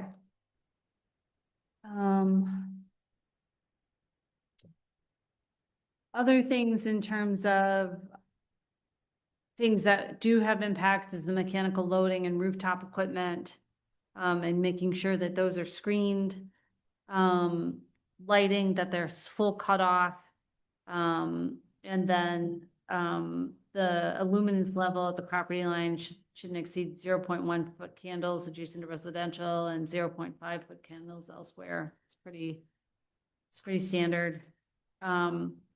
Landscaping buffers and natural features protection is there. And then requiring that the green belts have existing trees be and if they take anything down, that they're preserved or replaced at a 1-to-1 ratio. Landmark trees with a caliper of 24 inches are preserved at 2-to-1. And then there is parking lots needing to have interior landscaping ratio and heat island mitigation with shade trees, and that there's minimal impacts to natural features. So on those, was there anything on the mechanical loading, rooftop equipment, lighting, landscaping buffers, or natural features protection that people had edits or questions on? Yeah. Of course, I have a couple of comments, and I'm going to try and keep them really quick. On the mechanical, I would just ask to be careful on the terminology, that mechanical screens, they look like screens. So really, we want them to be somewhat more than just we're trying to hide the equipment with something just as ugly. Mm-hmm. Sorry, that last part was No, an yeah. editory comment, but the point is that it should be treated like it's part of the building. It's like what everybody puts around their dumpsters. The cheapest thing they can convenient for that, find yeah. and get away with. And that's not what we're interested in there. On lighting, I would love to push that we actually have lower than that. I don't like the glows. You know, we're out here in a darkish area. We've got an observatory that they can't use much anymore. But to try and keep, if there's a way to get the illumination levels down even more, at least as far as, again, what impacts the neighbors and beyond the structures. And then in the landscaping one, again, I like the fact that you use the term natural features protection. I do believe a member of our public commented on the idea of using canopy rather than caliper measurements. And I know that when you're dealing with, what's the term for landmark trees? You know, that's a whole nother ballgame. Yeah. But again, that we are really not just talking about how big the trunk is, we're talking about the effect that we're getting. If there's some way there, and just like you talk about minimal impacts to natural features, anything we can do to really push that they're not coming down and clear cutting and then replanting, you know, some things that just don't truly belong, or building berms. That's it. And again, I'm going to try springboarding Commissioner Smith's comments here on the lighting. That we have a statement in there of promoting the dark sky philosophy, which kind of sums up where I think we're all trying to go with the Yeah, lighting. is that now covered in our zoning ordinance? Didn't Dexter Township some time ago have a dark sky ordinance that I couldn't find it when I look for it now, but it may be because that was incorporated into the zoning ordinance. And yeah, get the lighting to comply with that. And like when LaFontaine was gonna put in their lot down there, they had all kinds of ideas how to keep that from shooting up into the sky. And the lowbrow astronomers that, you know, used to have the optical telescopes over at Peach Mountain. I think somebody said that group maybe disbanded during COVID or shortly after COVID. So I don't know how much the optical, and some of these people, you know, brought out their own telescopes. I went to an open house there one time. It was pretty cool. But yeah, it would be really good to not allow light pollution in Dexter Township. That has been an effort for decades that I think the township made a lot of progress on. Current lighting ordinance. Pardon me? The current lighting ordinance promotes dark skies. Yeah, good. And, the regulations in there, I believe, That's a standalone ordinance or in the, in the zoning. yeah, okay. Yeah, now that's. Yeah, all right, thank you. All right. So then now we're on, page 11, stormwater. So, you know, as a township, that's the jurisdiction of the Washtenaw County, Water Resources Commissioner. But there's language about withdrawals and discharge. I think that we talked about in the very beginning. And then that approval from the township should be contingent on written confirmation from the applicable utility and regulatory agencies that have proposed withdrawal or discharge would not adversely impact users' system capacity, groundwater resources, or the downstream infrastructure. And then the approval is contingent on that the withdrawal or discharge will not exceed the available system or aquifer capacity at build out, would not replace or impair existing reasonably foreseeable users, would not require public investment or system expansion, and will not result in stranded or oversized infrastructure. In addition to that, I just say that we already have a stormwater management ordinance in the zoning ordinance for lots exceeding 20% lot coverage. So those standards would also be applicable on top of the water resources standards. Okay, And I'll note that we should link to, have a cross-reference to that section.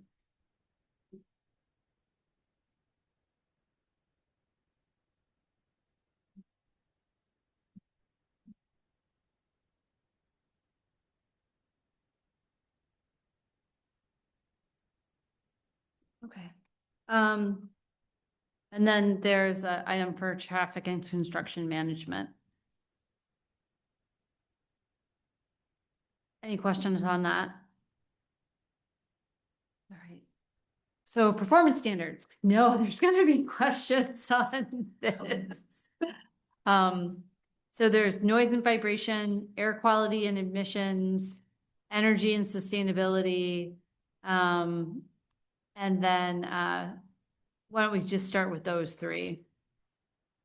Any questions on noise and vibration?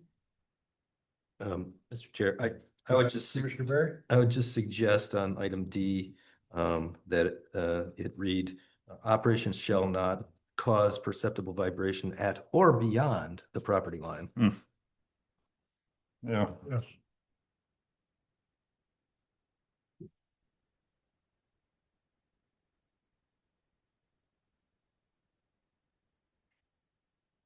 In terms of air quality and admissions?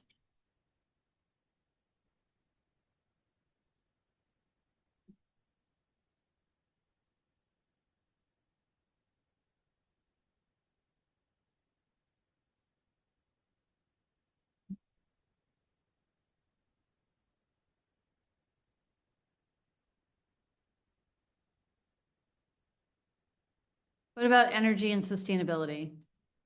That one I've got a huge concern over. The way I read this, first of all, I don't know how anybody gets 90% renewable energy of something that's gonna suck this much juice.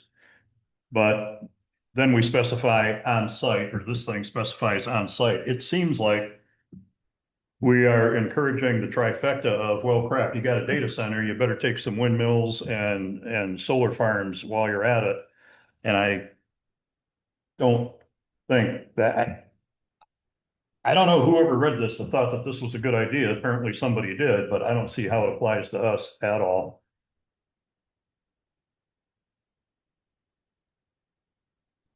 No offense to whoever wrote it and proofread it, but No, I just don't see how that's even working. that was, looked at by another community. If you felt like this didn't, wasn't appropriate, we can take it out. I think the idea of it is because of the amount of energy that it's using, that this is an opportunity then to, have folks, then offset it in some way with renewable energy generation. And then also one of the things that's available to them is either through power purchase agreements, renewable energy credits, or utility green power programs. So it doesn't necessarily need to be that you're putting wind or solar or BESS on site. Well, it says right here, the applicant shall demonstrate that on-site renewable energy generation will meet at least 90% of the project's projected annual energy demand. Now, there may be some other ways to achieve that, but the simplest way is going to be, yeah, let's put up some windmills and a humongous solar farm. Yes, No. this is No. but this was written for Pittsfield Township, correct? And Correct. So so if they you don't- probably, with them, they could put up Maybe. windmills and stuff, but yeah, maybe if we can just restructure the. Yeah, for us, it's the guys flying helicopters again, Right. stringing even new cables, new bigger cables, east to west here, So do you want this or do you west to not? east. Okay, I think that whole section, anything that requires on-site anything, I think needs to be removed. If they get bonus points when the thing gets scored for having, for being able to demonstrate that they're using X% of renewable energy, that's cool, but the on-site stuff, I think, is really a problem, because the simplest way to meet that is put some other undesirable stuff in here while you're at it. You already screwed up that 500-acre plot. You might as well put these things on there too. okay. And I don't So I'm- think that fits Dexter So Township's. I'm hearing from you, but I saw nods about wanting it. So I feel like you all should have a discussion. Okay, I think wanting the goal of renewable energy, I'm okay with, but specifying that it needs to be 90% renewable energy on site, blah, blah, blah. I think we're compounding the problem. Somebody came to us with something that, oh crap, we have to accommodate this. But we also just, kicked ourselves in the butt because we said, and the way you're gonna accommodate it is most likely this. And I would, my opinion here is that I'm not fond of this whole paragraph, especially with the new developments now in nuclear energy where we're prohibiting anything in nuclear energy. Hey, we're not gonna have a mushroom cloud over Dexter Township, I can assure you. And if there's a very competitive and economical source of nuclear energy that doesn't threaten the environment, why are we precluding it? We're not exactly precluding it, but we are precluding it from being counted as part of the 90%, which to your point, yeah, it doesn't make any sense to me. Yeah. Yep. Mr. Chairman. Mr. Smith. I do think that it's good to have some type of renewable concepts, that we're pushing and asking for, especially since there may be things that we don't even know that exists yet or that's still in development. I would hope that in the way we structure this, and again, in this concept of the effects, the impact that a proposal would have, that if they bring something that has a negative impact, like 18 windmills, we have an opportunity in the review process to then state our feelings on it. That said, I do think that we should write this. I haven't read I need to read our renewable stuff to see what's allowed right now, but basically we should refer back to whatever our other renewable goals are to make sure that we're not asking them we're not giving them we're not mandating that they do something that we've tried not to do. I think that's kind of what Commissioner Straub was mentioning. But I do think the goals are important to state because of the cost and the money that goes into these types of facilities, they also have the opportunity to maybe do something right. And because we've got this, what's going to be very robust community benefit, there is an opportunity that if somebody wanted to pitch, hey, we've got this new way of doing this little nuclear thing that's the size of a thermos that's super safe, and here is why we feel it's okay for Dexter Township, that could be part of their proposal to us. But I think we still also need to be careful because on page 69 of our master plan, we have number 4 is renewable energy, and it's that we want to encourage general provisions to include a section on personal scale renewable energy such as solar, residential wind, and geothermal facilities. So Correct. I want to be careful that. Personal scale was the important part of that, and it was discussed at the time. By personal scale, though, wouldn't that be the same if you have a data center that had its own small geothermal? No, what that means is that if a person wants to put a small windmill in their backyard, on a 50-foot tower, it might even specify in the ordinance now, or their own solar panels on the top or on the ground, that the zoning ordinance would encourage that, certainly not stand in the way of it. But we're talking about industrial scale now. Okay. Yes. that might be the definition right there that we need to watch for, is the concept of industrial scale. Well, and to your point, if we tie that to, the nameplate in the, And it functions there's as an accessory, something that works tying that together. back, then the idea of that is that these should be accessory. And then some of them won't have as many impact, like wind definitely has an impact and solar can, and so can BESS, but like a geothermal loop system is usually it's underground. I think in terms of, I think you've given us some guidance of goals to achieve, ways to achieve it, and let us go and rewrite. We have a comment from.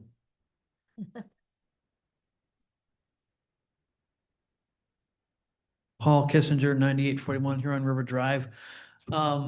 I just want to say, I hope you do encourage renewable energy, but I think you can also tie it to, as you said, make it accessory use, but also tie it to your land coverage. So you're not going to have a solar farm that's 50 acres, so to speak, but these buildings are going to be huge and they're going to have big roofs. So if you tie it to that land coverage, I think you'll be safe with respect to not creating a bigger problem. Thank you, Mr. Kissinger. Further comments on the energy and sustainability?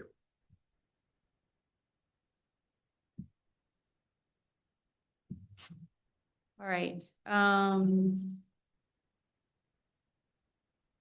there's was provided, they're asking them to provide a feasibility analysis for waste heat recovery or district energy connection. There's reporting that's required on an annual basis that's later. For water conservation, looking again that it's designed as a closed loop system. Any comments on those or questions?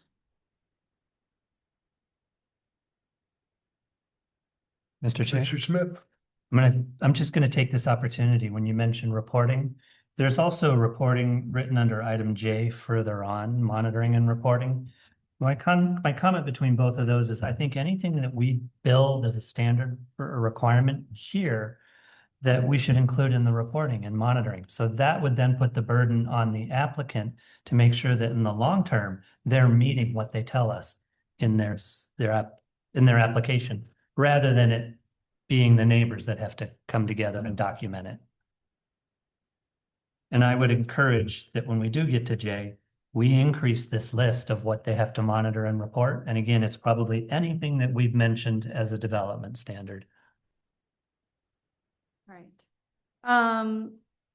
Security and emergency access. So there's perimeter security, access control, how people get in and out, where visitors and deliveries are, emergency access, cameras and how long they're on, how long they keep the recordings, fire protection. Could we pause at F1A a second, please? So, site shall be fully enclosed with perimeter security systems, blah, blah, blah, blah, fencing or equivalent barrier not less than 8 feet in height. Okay, 8 feet, that sounds kind of good. They might want it 12 feet high because they want to keep deer from jumping over it or something like that. And at some point, that fence becomes a thing unto itself. We And put a maximum height. yeah, it should be harmonious, I think, with what's already, perhaps, I'm not certain, covered in the zoning ordinance. And I'm kind of thinking back to, to the city gate. Wanted a big tall fence with barbed wire and all of that. There's an issue with how harmonious the fence will be with whatever the neighbors are.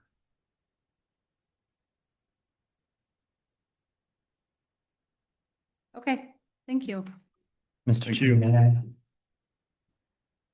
Commissioner Smith? So two comments overall. I'm not going to get heavily into the specifics.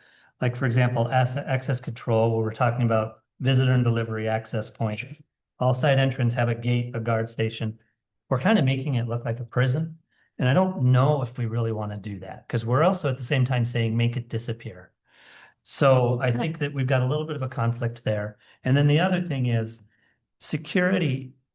At some point, they're going to call every one of these an essential facility.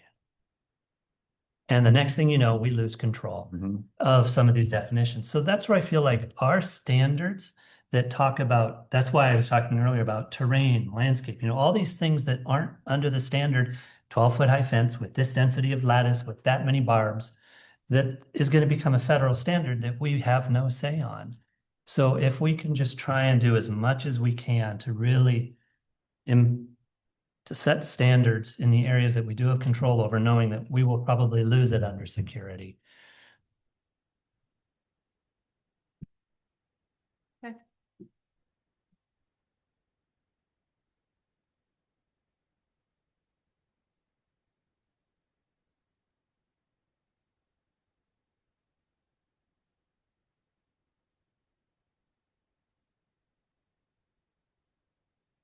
That sounded kind of pessimistic. We're not gonna lose it under security, but I think Yeah. the All right. point, yeah. What about fire protection, hazardous materials, emergency response plan?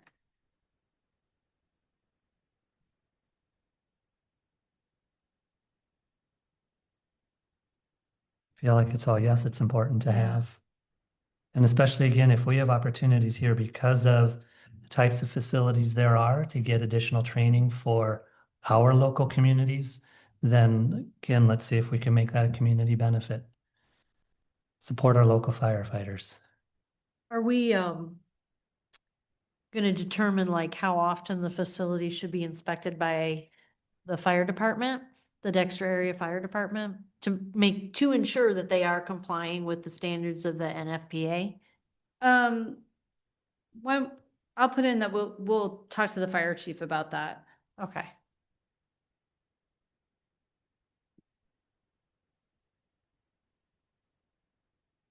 We are now halfway through the document. We have been sitting here quietly for 2 hours. And what I have learned that in our society, once people sit for 1 hour, one end goes to sleep, then the other end goes to sleep, then we seem to have a problem. So we're going to take a 5-minute rest break, be back at 8:05. We're actually maybe halfway through the packet, but we're a lot more than that through the document itself. There's reference material on the end that I presume we're not going to go through page by page.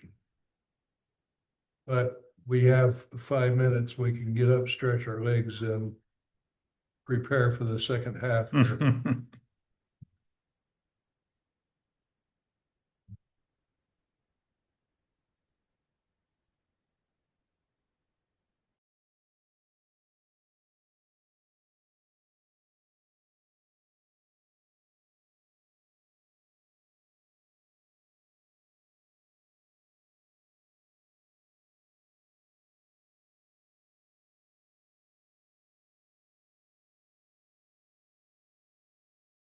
Information?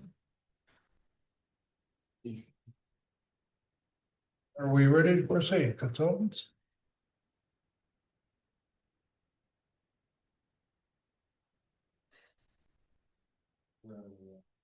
We're on battery energy storage, and then, that I think we should also link to all the standards that we have in the zoning ordinance too, right? Yep.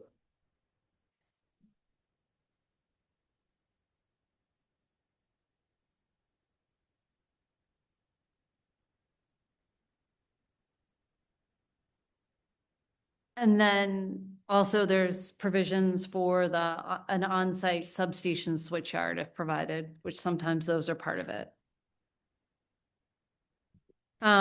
There's use of consultants and cost recovery, just that says that you can use consultants to review all of these and that reasonable cost shall be escrowed by the applicant. Yes? No, I said good. Oh, good. So here we go, monitoring and reporting on J. And so that there's a commissioning documentation that prior to the certificate of occupancy, they submit commissioning results for mechanical, electrical, and acoustical compliance. And then they have an annual report with the things that are here. I know, Planning Commissioner Smith, you suggested that we should go back and look through here, and anything that's a performance standard, link back and make sure it's reported here. Is that a reasonable request? That's a reasonable request. Are there things that had stood out to anyone? I think there's a typo in number 3, failure to monitor and report may be grounds to. I assume that should be revoke instead of revoke any township approvals. Okay. And again, maybe it's beyond the scope of us, but I would also like to request that if somehow they found in their monitoring that they're not meeting what they said, that they will fix Mhm. and not just putting up walls and berms. Yeah, I could envision that being a very difficult fight if that eventuality occurred, but I think that would be important to lay that out up front for that very reason. And then I guess I would also look for somewhere underneath there that if it does become a fight, that the consultant's costs are part of that.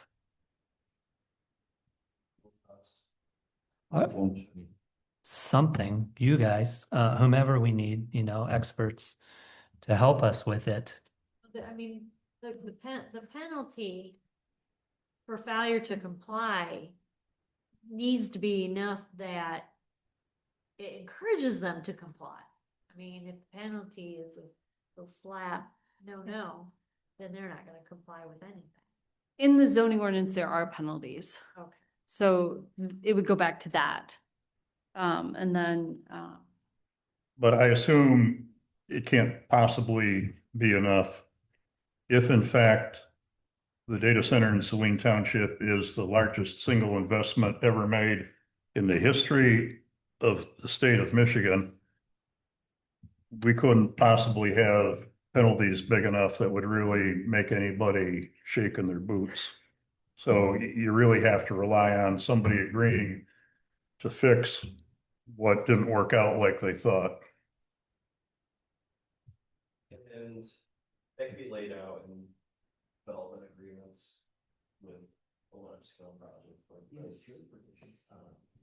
That would be another legal avenue to ensuring accountability. Something. For these types of uses, because, before use violation and a given is $5,000. So ordinance, and I don't think that's much. We've seen it when we just waited. so check with the attorneys if we can have a bigger penalty. A meaningful penalty that is truly a penalty. Steve, you got a hand up in the audience. You Mr. need a cure provision. You gotta have a cure provision. If you're gonna say X is bad, you gotta have a cure provision. Thank you. All right, the next part is decommissioning, that they should have a plan that's required, that addresses triggers for decommissioning, how things will be removed, recycling, disposal of equipment, hazardous materials, final grading, soil stabilization, revegetation, and then restoration to a site condition compatible with surrounding uses. The trigger for the decommissioning is it's considered abandoned if it ceases operation for a period of 12 consecutive months, unless the owner provides evidence of their intent to resume. And decommissioning must begin within 6 months of abandonment and completed within 12 months.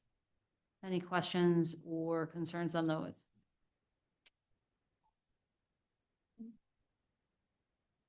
Along with that is a performance guarantee and a financial insurance. That they have to have a letter credit, bond, escrow, whatever is acceptable to the township, and have.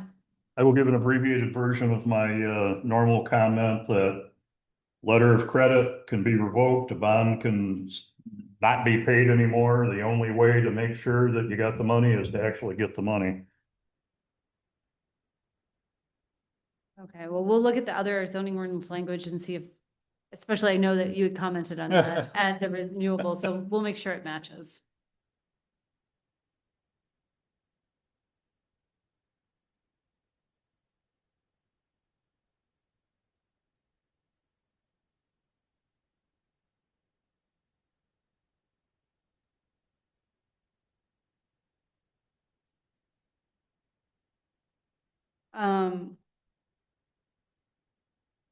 Okay, and so that financial guarantee runs with the land, not the owner. So if and it expressly says in here, so, so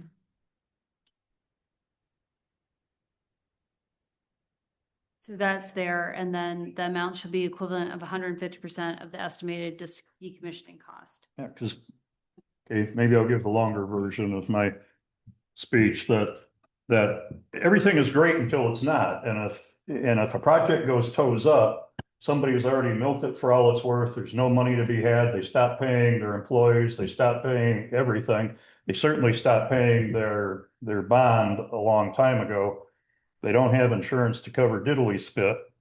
And we end up with you know, a 20-acre version of the Anchor Inn at the edge of the township that sat there for years, just being a, you know, blight in the area. So that's all I'm after. I don't know how practical it is. You're gonna put in a gazillion billion dollar development, and then we're gonna expect, you know, 1.5 times that in cash sitting in an account someplace, excuse me, that the township can tap if the thing ever does go belly up. But that's the only way I think that we have protected the residents of the township. It's gotta be for real money. Okay. And then there's removal standards, site restoration, and then failure to decommission. If they fail to decommission the approved plan, the township draws down that financial guarantee. Removal standards. I don't know where 36 inches below grade came from. That's perhaps fine if all we're gonna do is plant corn and soybeans over the top of it, but if at some point, a generation from now, that defunct site would be good for housing, 36 inches isn't ever gonna cut it. So, not saying I know what the answer is, but I think the answer is not 36 inches. What did we have, did we address that in the renewable energy ordinance and what did? We did, and I don't remember what it ended up being. We can mirror what we did there. It's just some of them, especially with the renewable energy, they go so deep Right. that some of it's infeasible to get out. So we'll go look at that. Windmills mainly, less of an issue with solar panels, but windmills, those darn things may go down to bedrock, I don't know.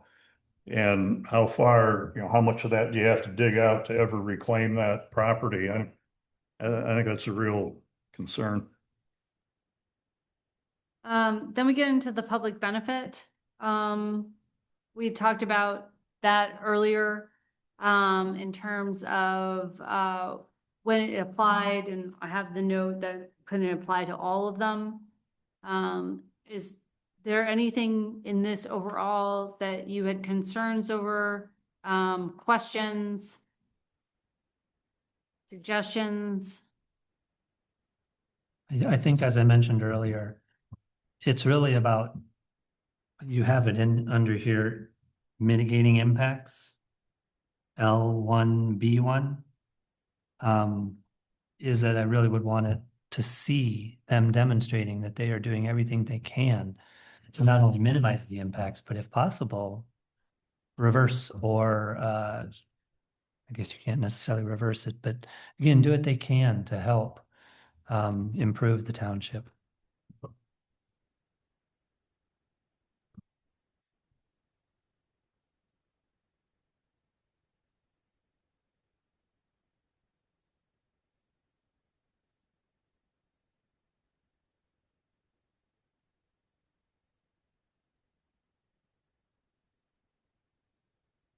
Sorry. And I do feel that the word reasonably attribute to the facility is a slippery slope.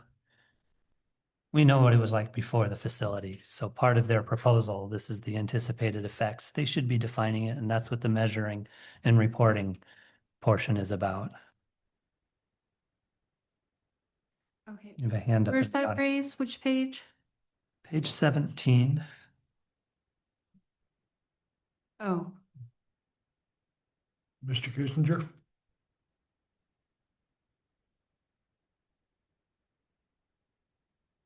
Kissinger 9841 here on River Drive.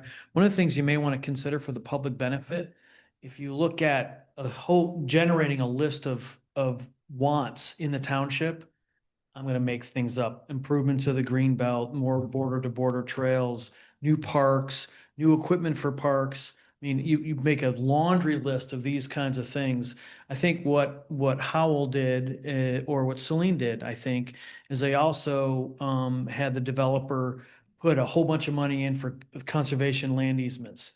And it was 14 million bucks, I think, which was peanuts compared to what this whole development is. So that could be something that, as other agricultural land is farmers may want to sell their land.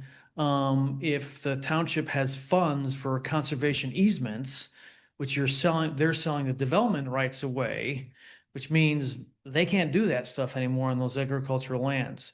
So really creating a bank account that developer says, okay, you're gonna do this data center here, well, then you need to give us X amount of dollars for future conservation easements. But I would have the planning commission and the town council put a laundry list of wants. That's what we've done in other communities, and developers come in and say, I mean, they've put in sewer lines, they've put in water lines in bigger cities. So make the list as big as you can of things. So when you look at public benefits, you can start ticking off those things that the township needs. Thank you, Mr. Kissinger. Yeah.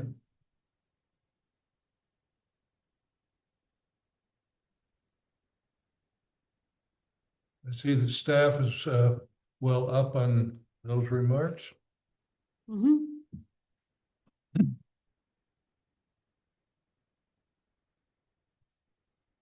All right, anything, I mean, we'll look at the master plan, we'll look at the cornerstones. But I guess I would ask the planning commissioners to give thought to what that list is. I do agree that the more specific you can be in this, the better chance you have of getting it. And then also I know that developers do appreciate knowing what that is ahead of time. And so this is a communication tool.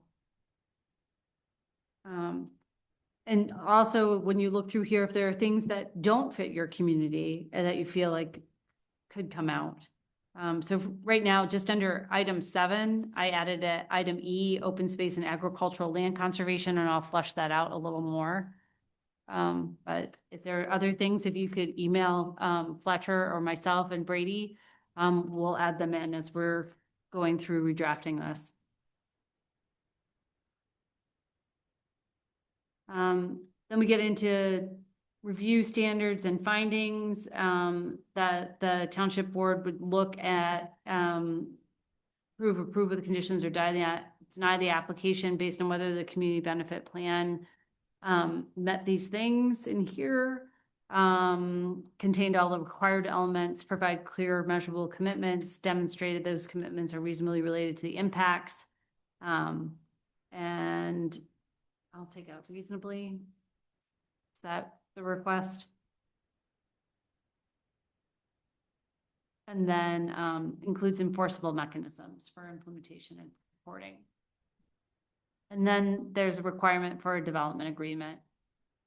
And then item for modification of how that community benefit plan could be modified.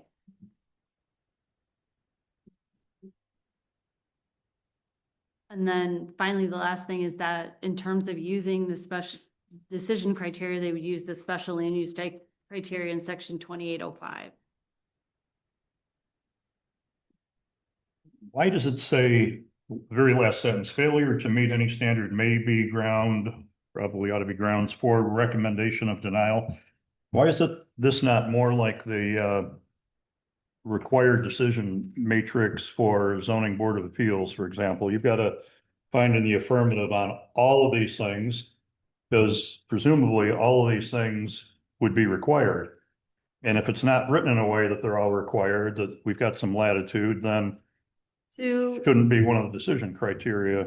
You could have a list of standards and you say that they have to meet all of those standards. The list for the ZBA, and the reason it says all is because of case law and it's very specific. So I would say that that's a different case.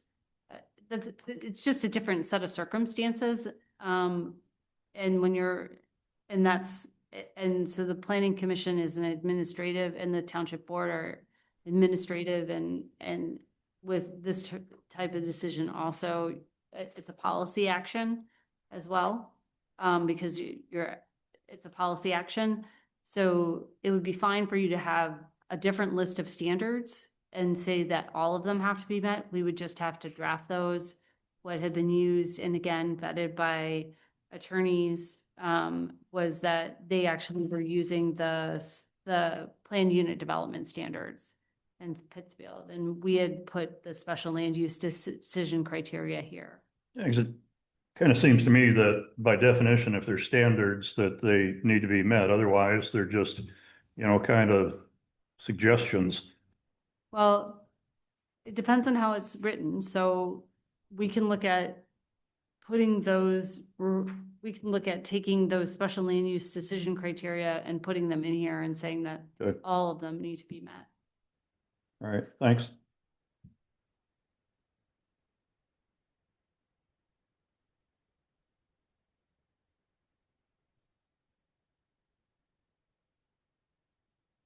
And then I think we're at the end.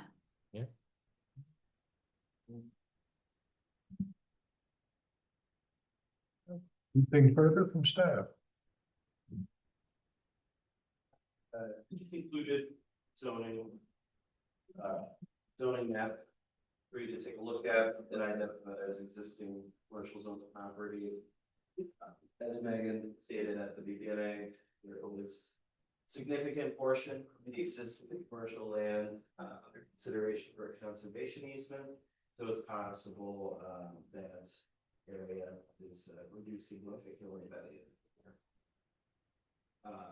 With using the commercial district as a available area through a special land use, there is always the risk of rezoning adjacent properties.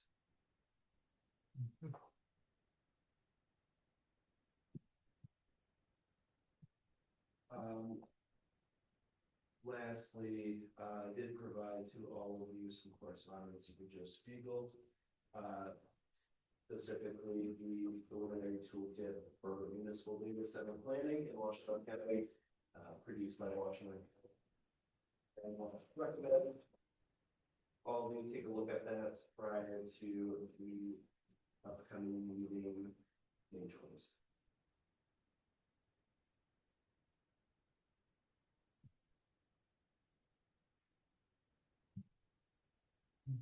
Thank you.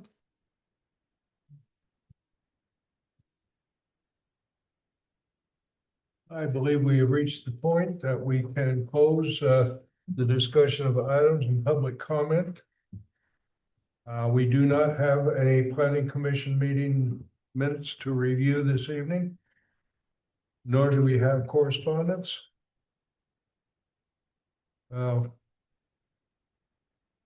Trustee Abbott, do you have anything from the Board of Trustees this evening?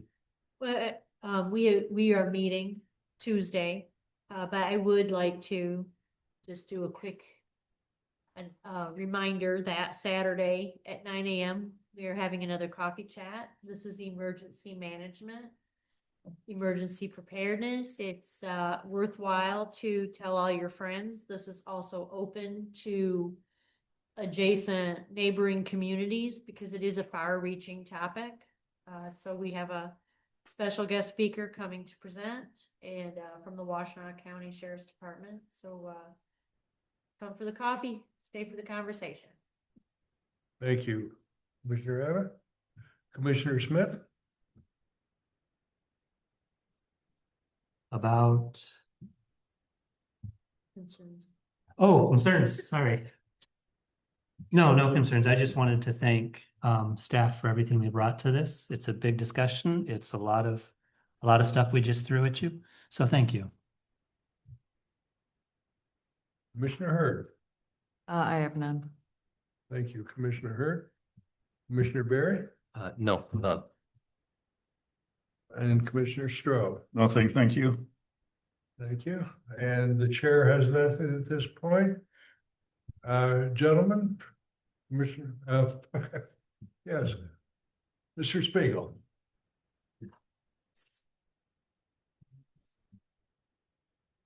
Joseph Spiegel, obviously disclosure items, I'm 7905 Sour Drive. I'm appearing as a resident, not a lawyer, I'm retired, not as a member of any of the Dexter Township boards or commissions. As a resident, certain information I and others would want to know. First of all, I haven't had a lot of time to prepare. I will be submitting with the assistance of Paul a written submission concerning this particular draft. I've taken reasonably good notes. With respect to item number 1 of the May 5th memo, it says it has been reviewed by multiple municipal attorneys for defensibility. I'd like to know who, why, and when, and if in fact that's accurate. And then item number 2, all sections have stronger regulations, stronger than what? In other words, what was the standard? 3, it refers to data centers as high resource demand facilities that include all types of data processing. I think we have to work on those definitions. I think that that's very important. It includes community engagement.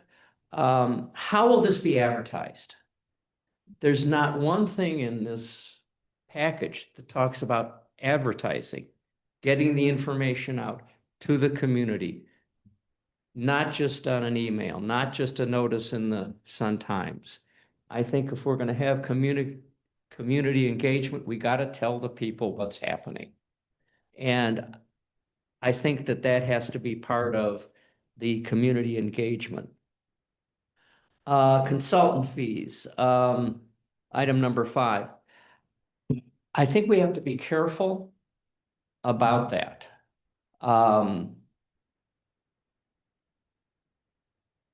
In my view as a citizen, it would appear that we need an independent expert opinion that the ordinance meets the needs of this community. Because if shove comes to push and there's a lawsuit, with all due respect to Megan, she's going to be not conflicted out, but the court is going to look at her as an employee biased towards Dexter Township. I think you need an independent expert to look at this ordinance and outside counsel to look at this ordinance, because 3 things. 1, putting aside money for decommissioning, putting aside all those other, there are 7 bills in the state legislature that are pending concerning these issues. We need to be at least aware of what they are and its potential impact. So that's something that the Planning Commission can consider, maybe the Board of Trustees.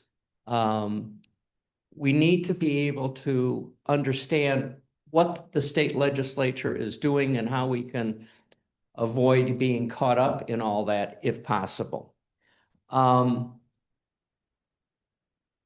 The other issue is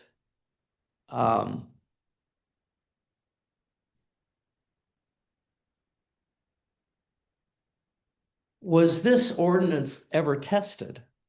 This draft ordinance? Has it ever gone to court? And I think that that can be achieved by, and I hate to say it, some research through artificial intelligence, if used correctly by a law firm that knows what it's doing, with being circumscribed and defined, so you're not wasting your time. It seems to me that the best defense is a good offense. And the purpose of this is not to exclude. I don't think we should have anything that excludes or that violates that problem. I think it has to be rigorous and defendable. And I think that's really, really important. And finally, with respect to Mr. Straub, you're absolutely right. I disagree. I don't think that the decommissioning money runs with the land. I think it's an obligation of the owner, and it may not run with the land. And finally, Commissioner Smith raised a point. If you approve and someone stops, can someone else come in and say, well, look, you approved X, what about Y? That was a very, very good question.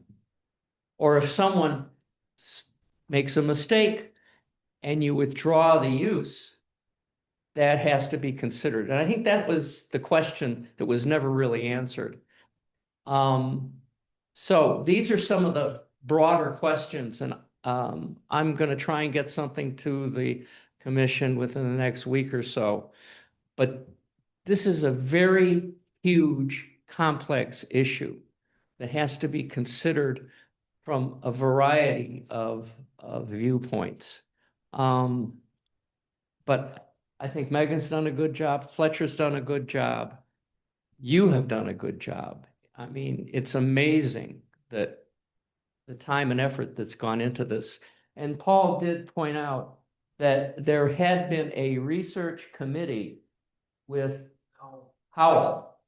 And we have now some of that information, which I thought was very insightful. So we're going to submit something to help formulate your ordinance and your plan to deal with these issues. Thank you. Thank you, Mr. Spiegel. Recording secretary, I'm sorry, I did not intentionally overlook you when I was asking for concerns from staff. Do you have anything you wish to share with us? But thank you, Chris. Thank you. And our future agenda items. DPZ RAR, would you briefly mention those to the planning commission? Sure. We will have a handful of meeting minutes for you to review and to consider at the upcoming meeting. I just realized that there is a typo. Should be May 12, 2026 instead of May 15th. So a friendly correction there.